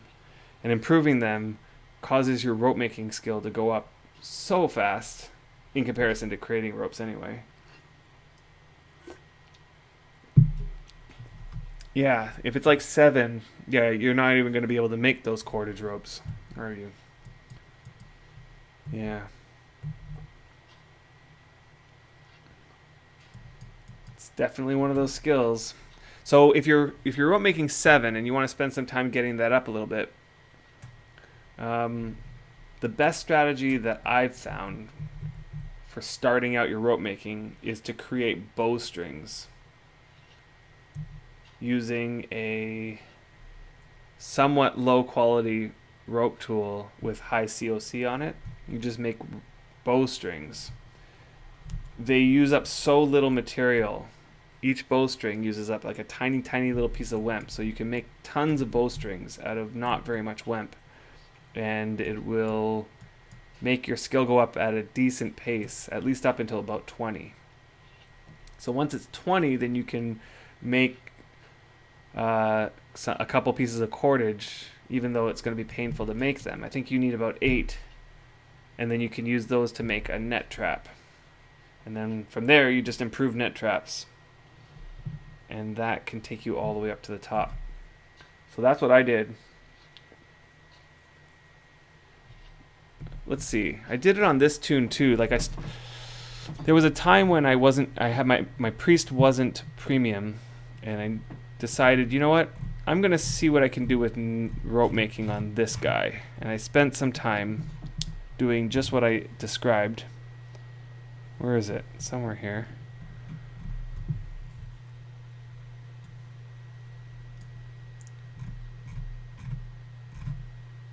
Rope making? Is it its own one? It's like not in any of these. There it is, rope making 60. So I got my rope making to 60. Oh, that's higher than I thought I got it to. That's pretty good. Because once you get it past that 20 threshold and you can start making cordage ropes, it goes up really fast when you're improving net traps. It's probably one of the faster skills. Whoa, 7 up. I'm digging myself into a deep hole here.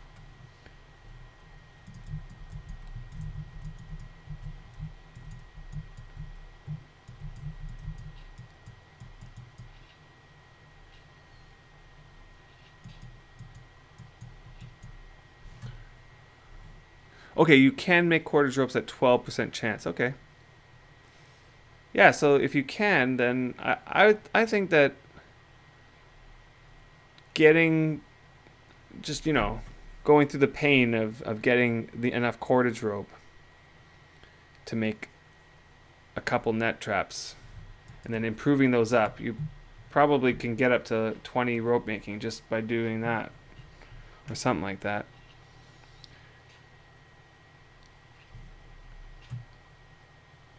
Hey Regan Nation, how's it going?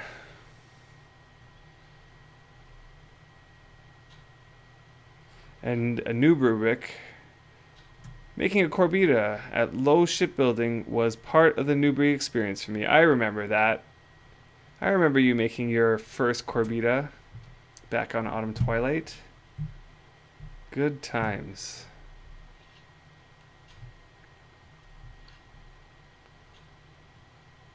I'm not sure what would be better.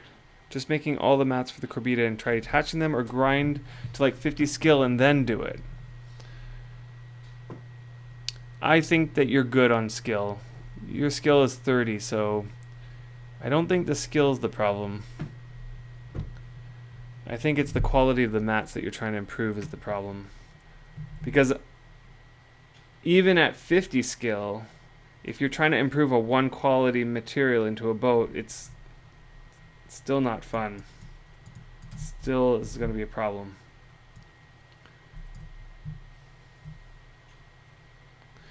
Like Feyran, his shipbuilding is somewhere in the mid 60s.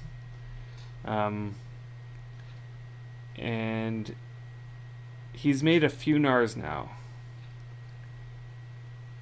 But every time he does that, he takes nothing less than 80 quality materials. Anything that's less than 80 quality gets thrown away.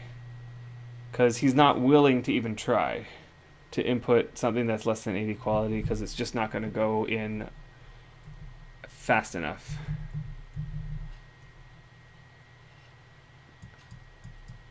Yeah.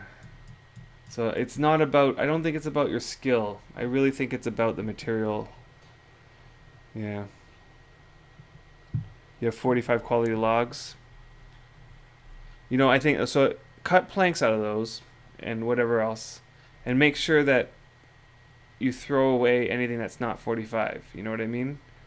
Like, don't go averaging out your planks if there's a few bad planks in there. Just toss the bad planks away and make sure that only the 45 quality planks are going into the into the bin. And you'll find that inputting the 45 quality stuff is going to be way easier than if you lowered those quality. That's my advice anyway.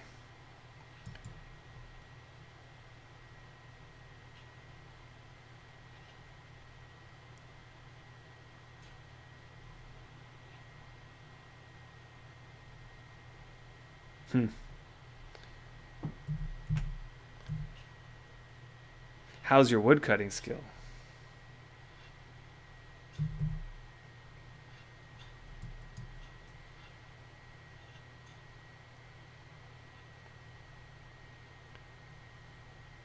Yeah. Yeah, this is the life of a shipbuilder. Because deck boards require like the deck boards and hull planks are using your shipbuilding skill, not your carpentry, right? So your wood cutting's 49.50. Yeah. This is the life of a shipbuilder. This is what you're getting yourself into. But here's the thing. It will eventually get done. If you put your mind to it and just, keep inputting those materials, eventually it's going to get done. And you will be so, so happy. The sense of accomplishment of making your first big boat. Okay, so you're just making this one Corbita for yourself.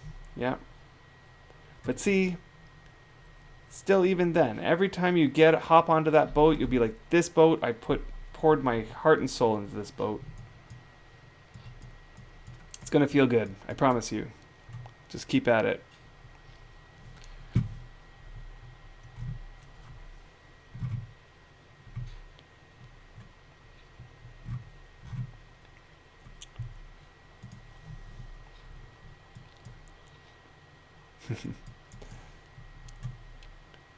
Yeah. Don't worry about money. Don't buy a boat. It's not the same when you buy a boat compared to when you make it yourself. It's not the same. You make it yourself, and it has your signature on it, and you have the memory of all the toil, the hardship. When it's all said and done, you'll look back on all that time with fond memory. I promise you.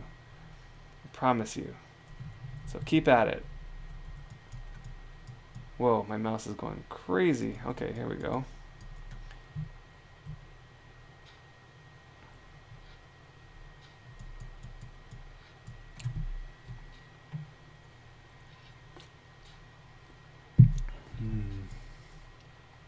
Right, and the same goes for everything in this game. Right? Like the same is going to be like when I look back on this area here, right? And I have this video for the memory of it, what it looked like before. And once it's all done, I'm going to look in this direction every single time and think of all the time I put into digging this down and surface mining it all, and it's just going to feel great. It's going to feel great.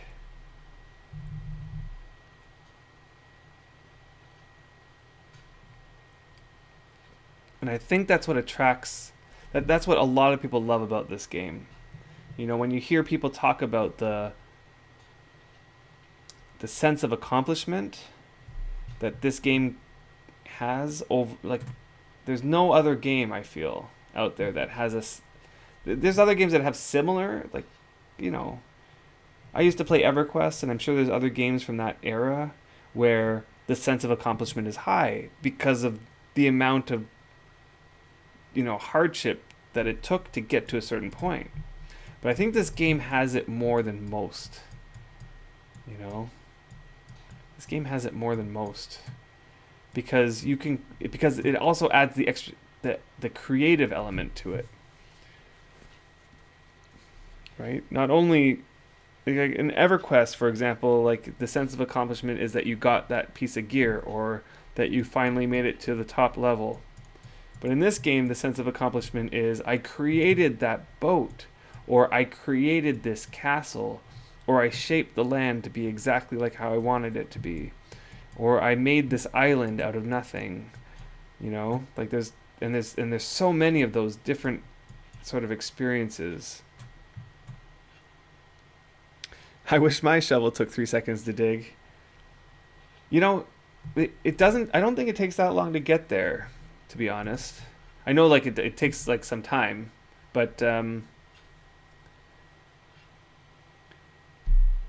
here's the thing. I there was a very small amount of my time was spent on grinding my skill in digging. There was a time where I might have gotten 5 points where I was like, I'm gonna go out and grind my skill for 5 points of digging. All the rest was, I kind of want to dig this area down so it looks like this. Like it was all projects. And what I would do is in my inventory, I don't do this anymore, but back then, what I would do is I'd have a couple shovels. So I'd have my like fast shovel and I would have my skilling shovel. The skilling shovel would be a low quality shovel with high circle of cunning. And then while I'm in the middle of like the big project, I would just switch to my skiller shovel and just work on the project. So my focus would be on the project. It would be relatively slow, but I knew that I was gaining skill that would eventually make my skill faster, or make the actions faster. So I did that for many projects. So for me, it probably took a lot longer than somebody who would, like, let's say, be grinding their digging. But let's see, what's my digging at? It's like in the 80s still.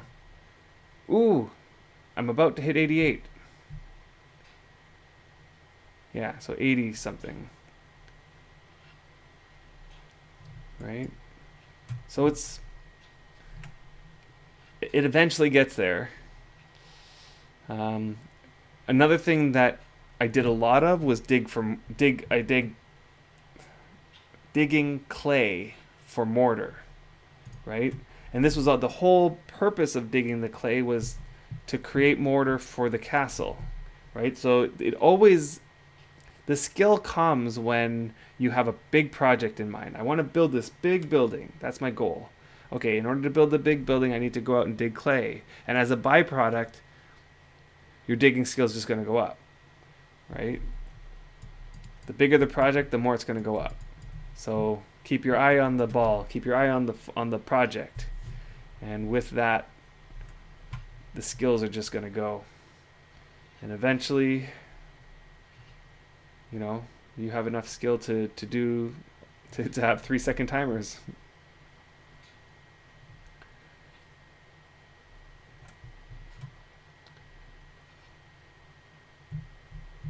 The same went for my blacksmithing. Like I almost felt like for the longest time I was just making tools because people were needing tools. Like Brian would need a tool, or other people that were in my village needed a tool, so I'd just make it. And I'm not gonna lie, I did grind it too. There were times where I'll make like 5 pickaxes and just grind them up. But part of that was because I just enjoyed it. I really enjoyed smithing. I enjoy it so much that I've done a whole bunch of smithing here. Let's see. I just like the smithing idea in front of the forge. Right, like just the 70 weaponsmithing. I think I spent more time on weaponsmithing than I did on blacksmithing, which is at 99.88.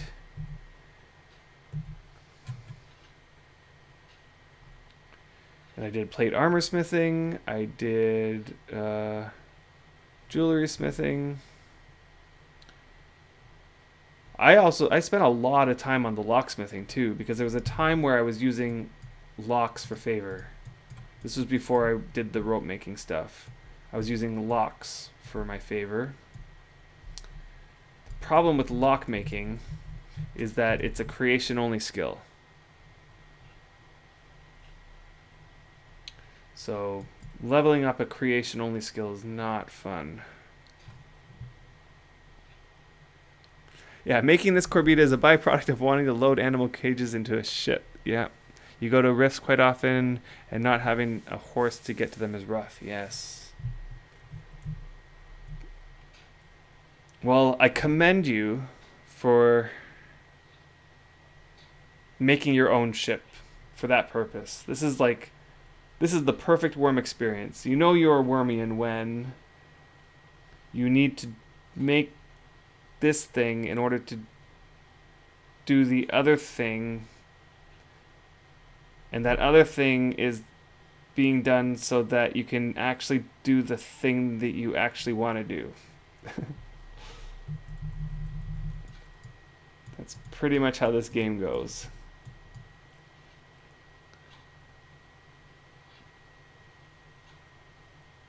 Ultimate Savior, how's it going?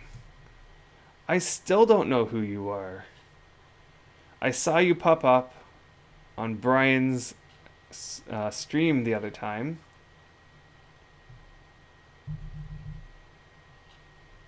And you were saying, he knows who I am. Brian knows who I am. And it was almost like he completely was like focused on something else because he didn't acknowledge it at all. Did he eventually find out who you were?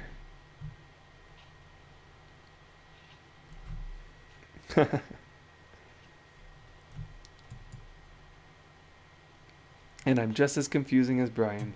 Let me guess, has Brian... Yeah, eventually he saw your text. Has Brian tried to convince you to play this game yet?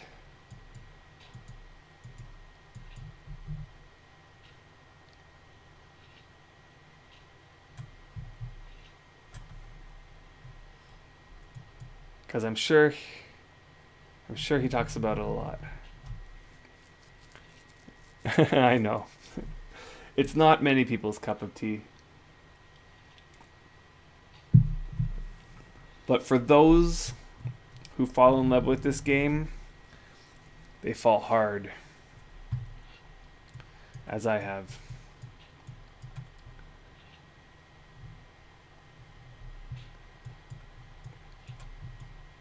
There's just something about it.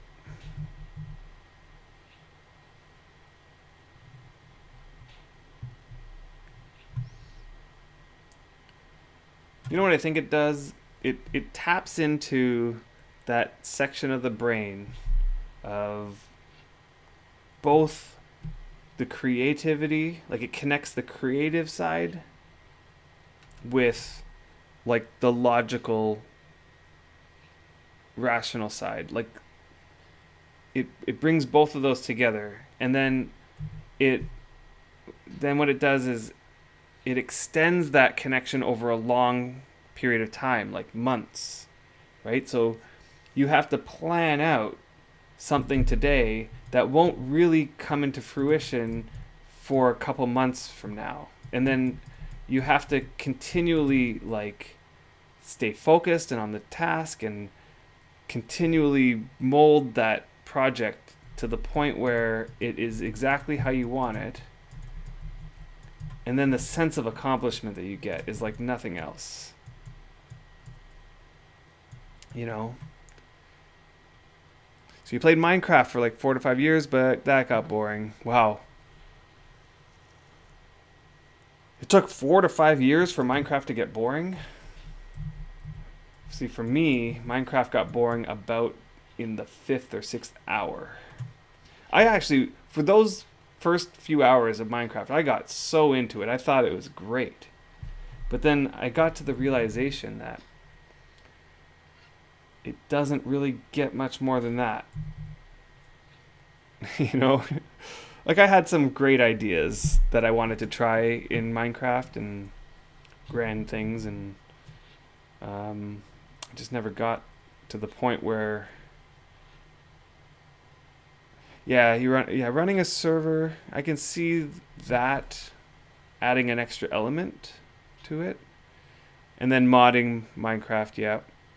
I did try a couple mods, and I did try a couple servers that had some, interesting setups. Like, there was this one server that you know, you had to collect money in order to plant. It was almost like planting a deed, right? Like you set out a certain amount of tiles, and those tiles get protected, and then you can create your little house, and it was all part of like this big village, and other people were there.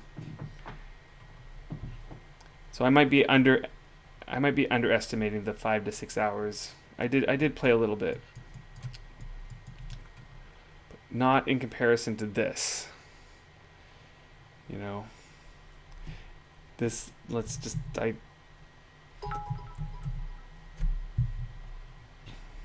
see here. Play time. I missed that. That was something. Oh, thanks, Ultimate Savior, for the 1-bit cheer. It does it show up on the screen? Did it show up on the screen? I mean, it shows up right up here, like up there. I didn't see if it showed up there. I wasn't looking. I have a feeling that there's a threshold. Brian was messing around with it though. He found the threshold option, but I don't know if he set it to 1-bit. If it shows up, it did show up. Okay, so he set it to show up on a 1-bit cheer. Cool. Okay, I'm not sure what I'm doing here actually. What should I do here? Should I dig this down to the rock? I didn't dig up here down to the rock, but I have a feeling that I might need to. So let's do that. I want to get right to this road. And I want to fix this road up here. Woohoo! That's a lot of 1-bit cheers. Thanks, Ultimate Savior. Yeah, it's 348 days. I did do a /play time, but I missed it. /play time. Let's see who wins here. 357. Got you beat, Casper. By 9 days.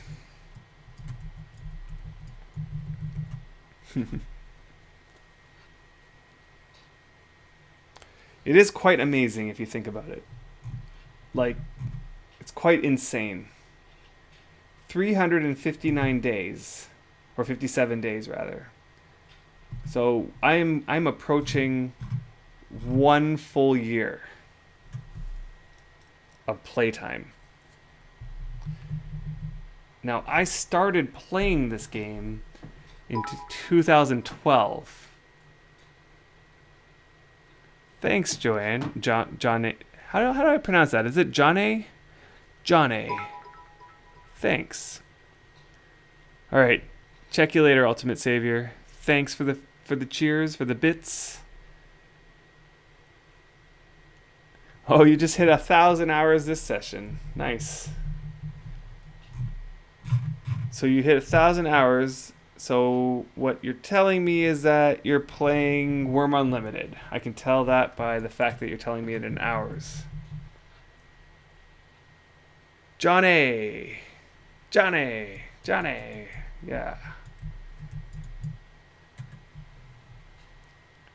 Because Steam tells you it in hours, number of hours. Whereas this game tells you it in number of days. Let's see here. 357, I got a calculator right here. I would have a calculator right here. This is like the type of stuff that I would have around.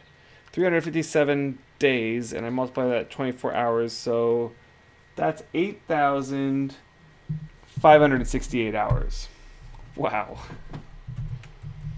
That's a lot of hours. Yeah. And I started in 2012, like February of 2012, so that's 6 years ago. So 1/6 of my life, 1/6 of my life over the last 6 years has been spent in this game. It actually used to be worse. There was a point where I did that kind of calculation, and it was 1/5 of my life at that time. So I definitely haven't been playing as much in the last little bit compared to what I used to. I mean, if you add to that the playtime that's on my priests, yes, that's plural priests. don't even want to look there. Although at the same time, like I'll probably be playing those characters at the same time as this one. So doubling up some of that time. But it's definitely a long time. But it goes to show the hook that this game has on people. Now there was one topic that I was thinking about talking about. Because I thought about it when a friend of mine at work was mentioning this mobile game that he's playing. And like he's like a guy, like just like a regular guy. He doesn't really play MMOs or anything like that. And he also doesn't seem to be getting too deep into many video games, right? But he plays video games. He likes video games. He just doesn't play that many of them, I guess. He feels like it uses up a lot of his time, I guess. And he was trying to get me to try this game. It's like Star Trek card game that's kind of similar to Hearthstone, if you know what that is. Hearthstone is a Blizzard game. It's kind of similar to Magic the Gathering, the kind of card game. Anyway, I played a lot of Hearthstone. Not like a ton, but enough. And I started playing this game because he was playing it, and he's asked me like, hey, like try it out and we can play together or whatever. I'm like, okay, cool, tried it out. I couldn't get into it, just for one reason or another.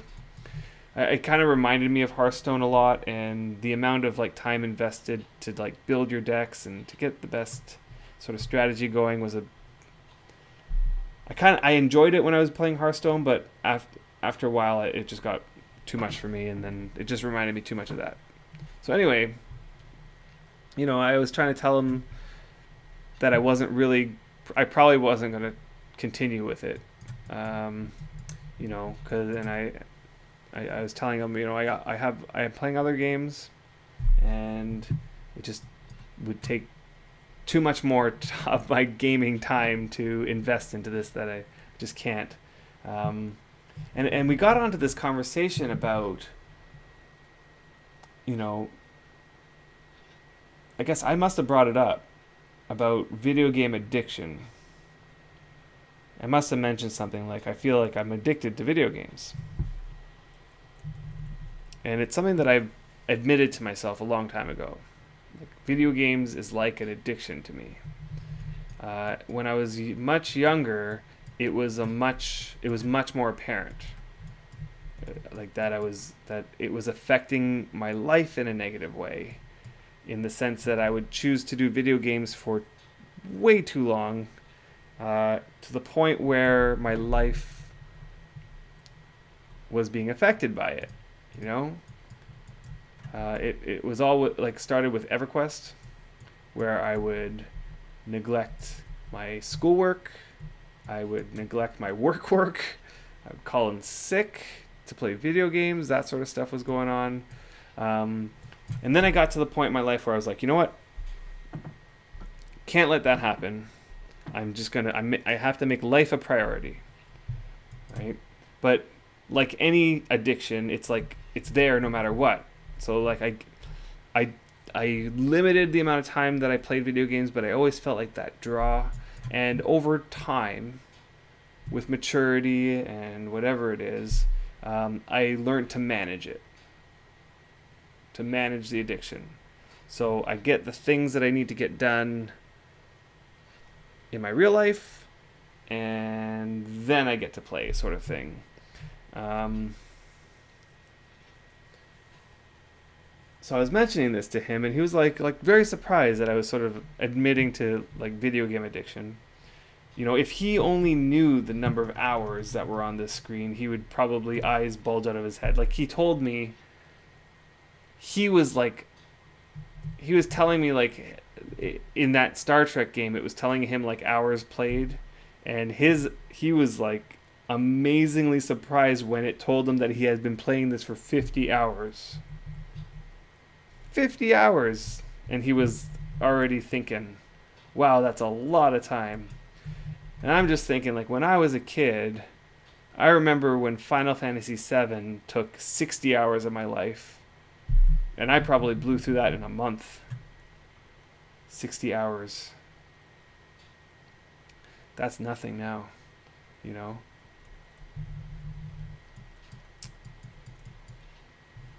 Any time enjoyed, wasted is not time wasted. Yeah, true. Unless you come back to your life and it's in shambles, right? Like if you leave the video game to come back to your life and it's falling apart, then there's a problem. You know what I mean? So, and I know for some people it gets to that point. It gets to the point where the video games are everything, and then their life, you know, their job, their bills, their relationships are just ruined. And it's not good. It's not good when that happens, I think. I really don't think that that's good. So I definitely learned how to manage it. I probably play more video games than I should, but at the same time, I do agree with the sentiment that time enjoyed, like with entertainment, is not wasted time, because there is something that I feel that I gain from playing this game. Like there's something positive, some effect that it has on me. Like it's like some outlet that if I didn't have this outlet, then I wouldn't be as happy in my life, you know? So there is definitely something positive.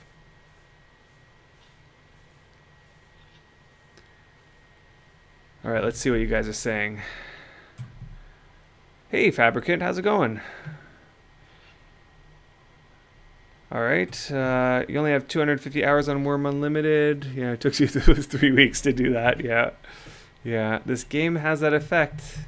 Totally, you don't even realize the hours are going by. So you stayed up all night and gathered 1,700 fragments. You didn't have the energy to finish identifying them. You had to go to sleep. Yes, I caught like a bit of your stream this morning as I was getting ready for work.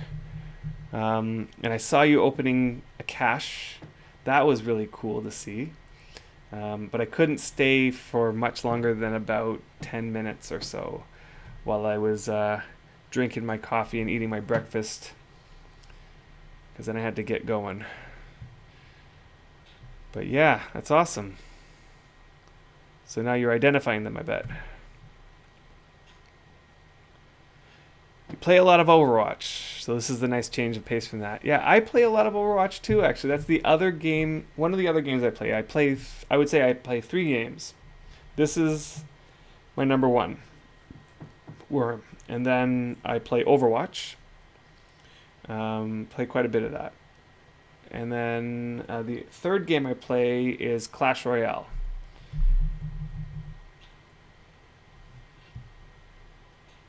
So the audio looping, repeating for you. Oh, I'm sorry to hear that. I haven't noticed any frame drops on my end.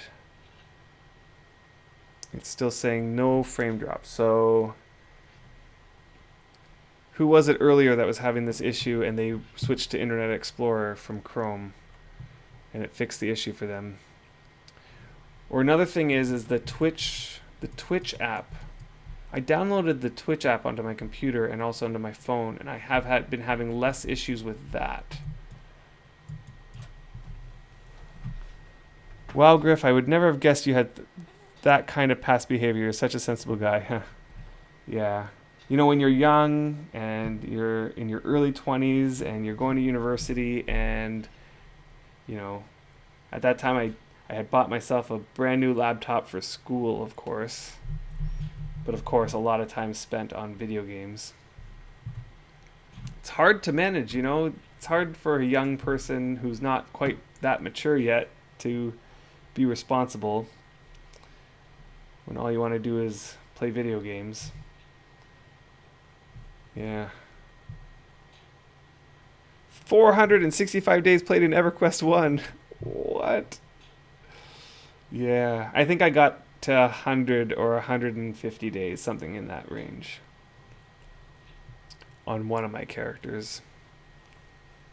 So even though it was a lot, it wasn't that much. 460, but that's more than what I played on this game. That's crazy talk. By the way, about Clash Royale, I've been wondering about participating in wars. Are we expected to take part in them, or is it rather that if we participate, we should stick through till the end? Yeah, it's if you decide to participate in them, stick through it till the end. You are not, we don't, yeah.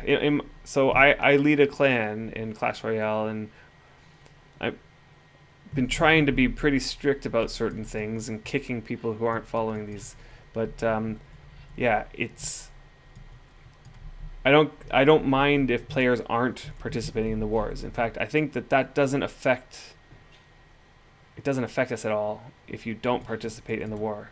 But what does affect us is if you decide to start the war, you do one collection match, and then you decide not to do anything else. That is very detrimental. There's some people in the clan who are doing like one collection match out of the 3 that they should be doing, and then they'll do the war match. That's fine, but I still feel like that's not good, because then we're working with a lot less cards.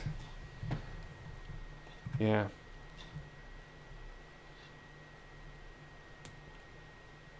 Let's see. Yeah, you refresh the window, fix it. Good, good, good. Yes. In Fabricant, you have an addiction to archaeology. Yes. I must say I'm not quite at the point where I have an addiction to archaeology, but I am quite enjoying the archaeology system, and I really am intrigued by the changes that they put in this update. So I can't wait to try them out. But right now, I am addicted to terraforming. It's one of my favorite things to do in this game. I've always been so passionate about terraforming. I could do this. I could just sit here and dig this whole everything to rock, like just for fun. Then I would surface mine and shape the rock to exactly how I want to, and then re-drop back all the dirt. And this is just, I could spend all my time doing this in this game. You always thought that I was much more sensible than you. Yeah. You know, maybe now more in my older age, like a little bit. I still spend a lot of time on video games, so maybe not. Maybe not. And I probably let my kids play too many video games too. Although I try to limit that quite a lot. See, the rule in my house for my kids is no video games during the week. Once Friday hits, we can play some video games over the weekend, but during the weekday, no video games. What rank am I in Overwatch? I kind of stay away from competitive after my very poor experience with it. See, maybe it's just that I'm really bad at the game. Maybe. But I feel like I'm not that bad. Do you know what I mean? Like, I kind of know where to be, and I'm actually have decent aim, and I know how to play like in a team. I'm not the best. I'm not saying I'm the best or anything like that, but the experience I had with competitive was I did my placement matches, which went okay. I think I won 6 or something like that out of 10. And the very first time I ever did competitive, and I did my placement matches, it placed me right at 2,500, which I think is quote unquote the average. But I think back then it didn't really place you that far from 2,500, no matter how bad you did. I think the system was different back then. Anyway, come out at 2,500-ish, And then I proceeded to lose the next 15 games in a row. And I'm not even exaggerating when I say 15 games. Like, I lost 15 games in a row. And not all at once. It was like I lost 3 and I said, you know what? I'm going to go to bed. Played the next day. I lost the next 5. I'm like, this sucks. And then I lost the next 5 and it was just like ridiculous. I couldn't win a game. So after that 15 game losing streak, I was probably at like, I might have been at 1500. Yeah, 1500, somewhere in that range. And I didn't play again. And that's where I ended that season. And then next season, I'm like, okay, maybe I'll give it another shot. I did my placement matches again. I won 6 out of 10 again. And it placed me at 1200. Like, I ended the last season at 1500. I won more than half of my placement matches, and then it placed me at 1200 when I came out of that. And I played more that season. I probably played like maybe 30 matches. And I probably ended the season at about 1400. But there was a time there I dipped below 1000. Like, it was just up and down. It was just bad. It was bad. Like, I didn't know what the problem was. I might have just got caught in a bunch of bad luck situations. I'm not saying that I wasn't to blame for all of it, but the way that I understand the way that they place it is that they're trying to make it so that you win some and lose some. They're trying anyway to match you up. Wasn't my experience.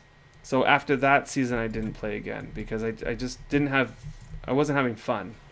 I wasn't having fun with the competitive because I felt like, I don't know what it was. So anyway, I play quick play. A lot of quick play. I love the game. I think it's great. I have friends who play, so I play with them. I have my cousins play. I play with them. But I only stick to quick play pretty much. All right, lots of stuff here. Okay, so Casper's sharing her suggestion again. Yes, we saw that. So Fabricant, I'm curious to know what your thoughts are on that, because you do a ton of archaeology. Huge time commitment with archaeology. The more fragments you get, the more time you have spending identifying and sorting them. Yes. You know, I did feel like it scratched a sort of itch with the sorting and organizing them. I kind of started having fun doing that.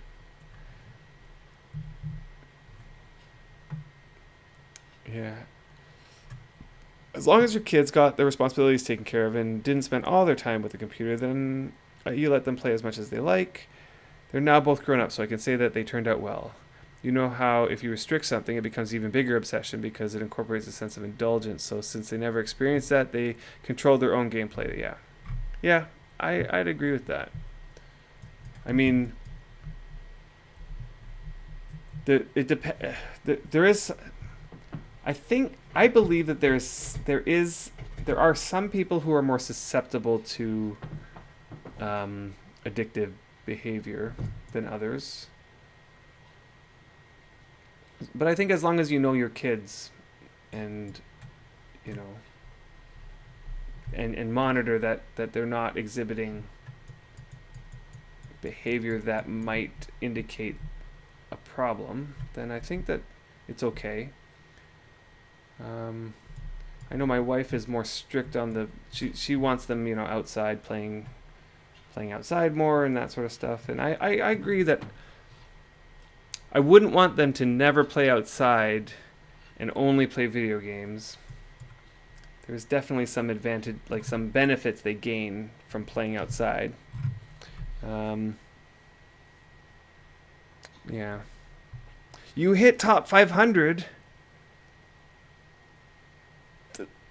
That's impressive. Top 500 is impressive. I could imagine the toxicity there, though. I know that the game is definitely breeds toxic behavior. But I think that just has to do with like the pressure of trying to stay up there. Is my child exhibiting signs of worm addiction? No, actually. Well, he... It's like a healthy, I think, worm behavior. He asked to play again, and he played for maybe a couple hours. I played with him for about a couple hours last weekend. And he asks to play it every so often.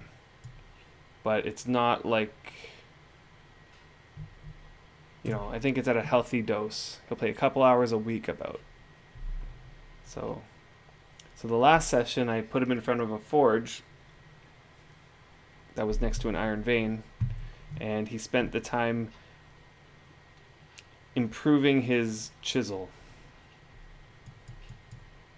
And he got his chisel up to about, I think just short of 20. Because I gave him I mined a few pieces of higher quality ore for him, and he was just imping it away. He had a lot of fun.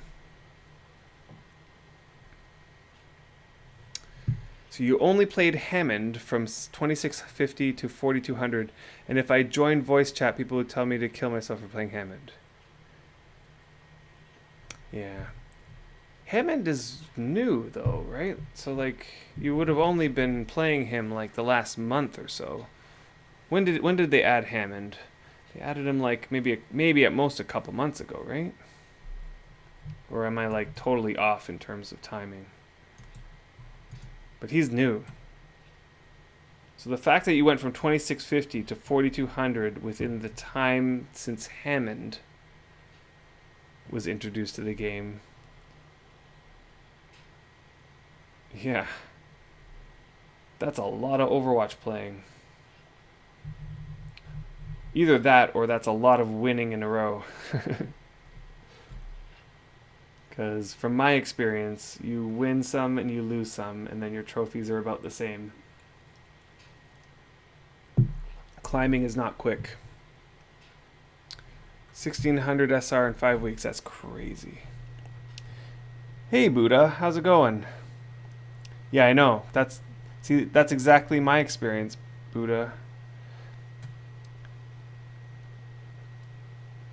Yeah, and I'm not sure if it was like, for me, like there was a little bit of toxicity, but mostly it was that for some odd reason, no matter how much I tried, I couldn't win in competitive. I don't know what it was. I couldn't win.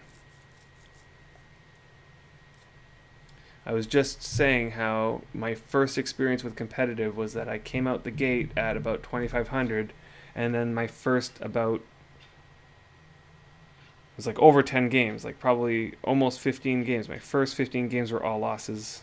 It was like just in a row. Loss, loss, loss, loss. And I don't remember that there was any toxicity or anything like that. It was just like, I felt like bad luck.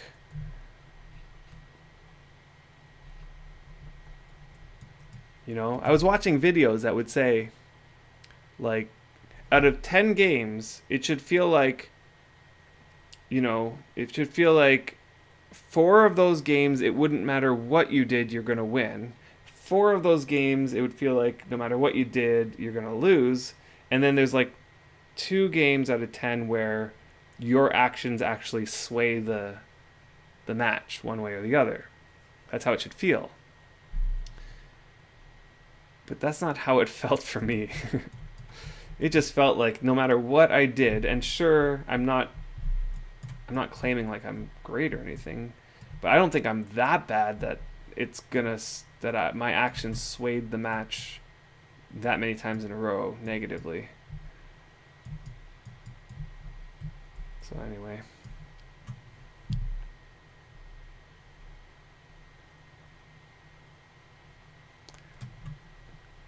Interesting question. What kind of themed item will we get for Christmas this year? Good night, Catspur. I know it's late for you. Oh, and you're gonna miss the giveaway. Let's do that now. Are you still here? Don't go away.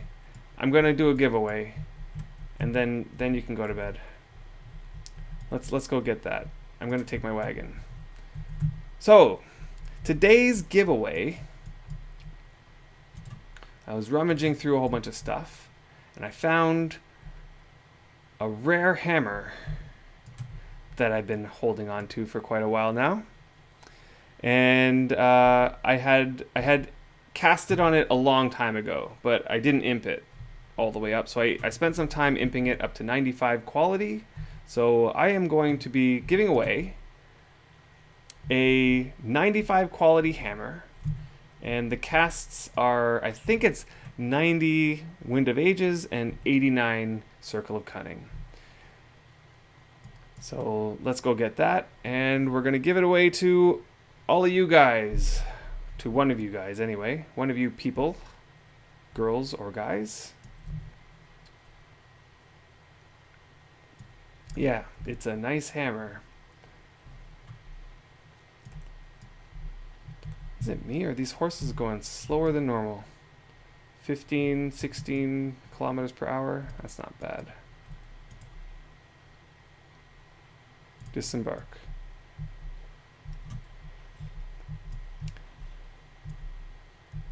Yeah, it's the least I could do for you guys coming out and watching the show, and you know, I think I want to start giving back to the community, giving back to the audience, giving back to you guys. So here it is. It's a iron hammer. It's rare. 90 Wind of Ages, 89 Circle of Cunning.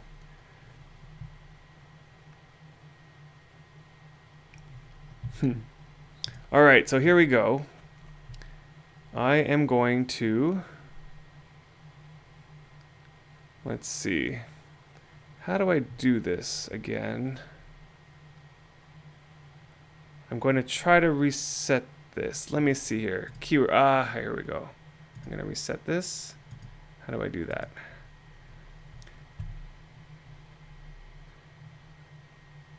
I feel like this should be easier than it is. Let's see here. Let's do that. And no. I press this button. That doesn't work.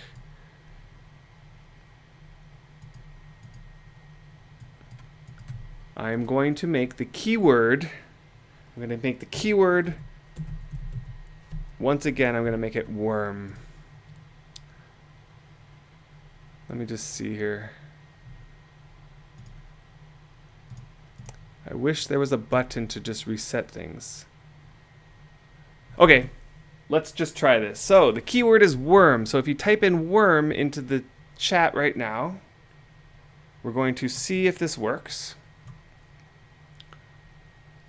So type Wurm.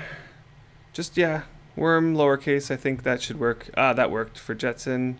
Let's see. Oh, yeah, it's working for... Okay, I see how it's working. Yes, I can see. Everybody who's typed in Wurm is now clicked off here. So I got D. Drossler, Deathwind, Fabricant, Jetson, John A., Catspur, Timotheus, and Validate are all entered into this giveaway. All right. So if you want in on this giveaway, you type in Wurm into the chat. Yeah, there we go. Reganation, you're in. Good. All right, I'm gonna go to my other mailbox because it's a little bit faster, that one out here. Okay. And here we go. So I'm going to hit the roll it button, and I think Nightbot is going to say something in the chat about who's going to win. So I'm closing it right now, and here we go. 3, 2, 1. Good luck, everybody. Fabricant, you are the winner. Congratulations. Congratulations. All right, here we go, Fabricant. I'm pretty sure I'm just going to test this out here. /T Fabricant. That's you, right, Fabricant? If you can just give me message to let me know that this is the right person to send it to, and that's who I'll send it to.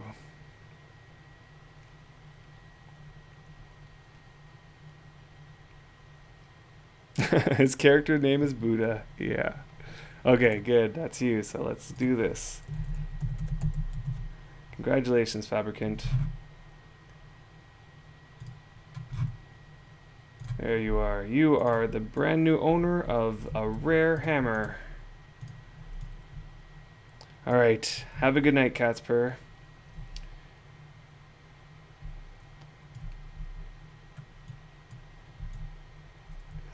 And you know what? I think for me as well. I think that was a lot of excitement. And I've been streaming for a good 3 hours now. So I think at this point I'm going to call it a night. Let's just take a look at what we've done up to this point. I'm feeling pretty good about how much stuff has happened. Johnny, thank you for the subscription. Thank you so much. I'm getting really close to finishing this digging, so like that platform down there is where I want all of this rock to gently slope, like, you know, not with this massive jagged, but I'm going to slope it downwards so that this packed tile here, this packed tile, is going to be around at the level of this one.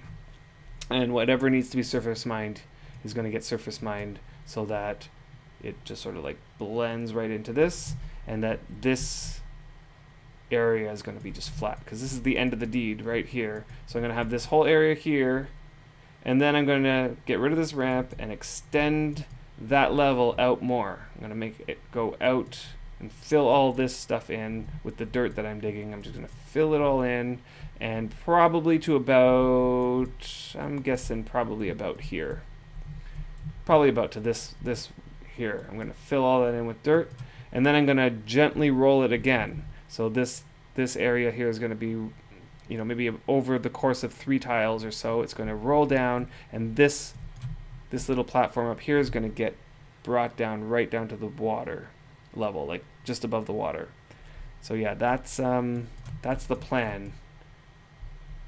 So it's going to be 2 levels. It's going to be 1 level back up here, 1 level back up here, and then that's going to come out to about here, and then there's going to be 1 level right at the sea level. And I still have to figure out how the ramps are going to go and the roads or whatever.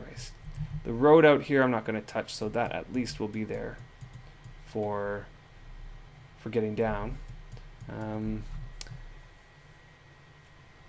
Yeah. You only have 850 more pieces to attach. Yes. Yes, boats, that's how it feels with boats, I think. Alright. But I think that's a good amount of digging. That's a good amount of digging so far. On the next one, I bet you I'm going to be at the surface mining stage. And so we can look forward to that. Once all the surface mining is done, I think from there, the rest of the terraforming is going to happen real fast. Because it's just filling in dirt, dropping dirt. So that's going to happen pretty quickly, I think. Maybe Feyran will get back to chopping all these trees, because that needs to get done too. Yeah, but we're definitely getting there. Once the terraforming is done,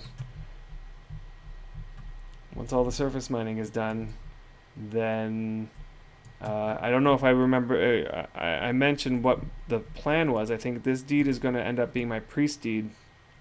So there's only a couple things going on it. There's going to be a priest house, there's going to be a small farm, and a place for horses. Those are the main things. And then down by the water, I want to put a dock and a boat mine. And the boat mine is going to lead right underneath everything and allow us to get under the factional fight village. And connect to the mine that is the crazy basement house. What did I do with my wagon now? Did I leave that up here? I think I might have left my wagon up here. There it is. Yeah. So yeah, once we get that boat mine in there, then we'll be able to sail right into the factional fight village and walk right into that big house, which is going to be our base of operations. Once all of that is done, the next stage will be to be completing that basement house and decorating it up and making it all look nice. So lots of stuff to do. This is definitely a long-term project. But I don't think it's gonna take nearly as long as the labyrinth though. Hopefully not anyway. Yeah, the underground castle. We're definitely getting there. Definitely getting there. But I want to set up my priests. I want to get a good priest deed set up there. A big house to store all the fragments you get from archaeology. Absolutely. Absolutely. I got to figure out a good decorating scheme for how to store all the fun fragment stuff and the statues and things. Yeah, whoa, there's a little bit of lag there. So until next time, I bid you all adieu, and keep on worming. See you guys next time.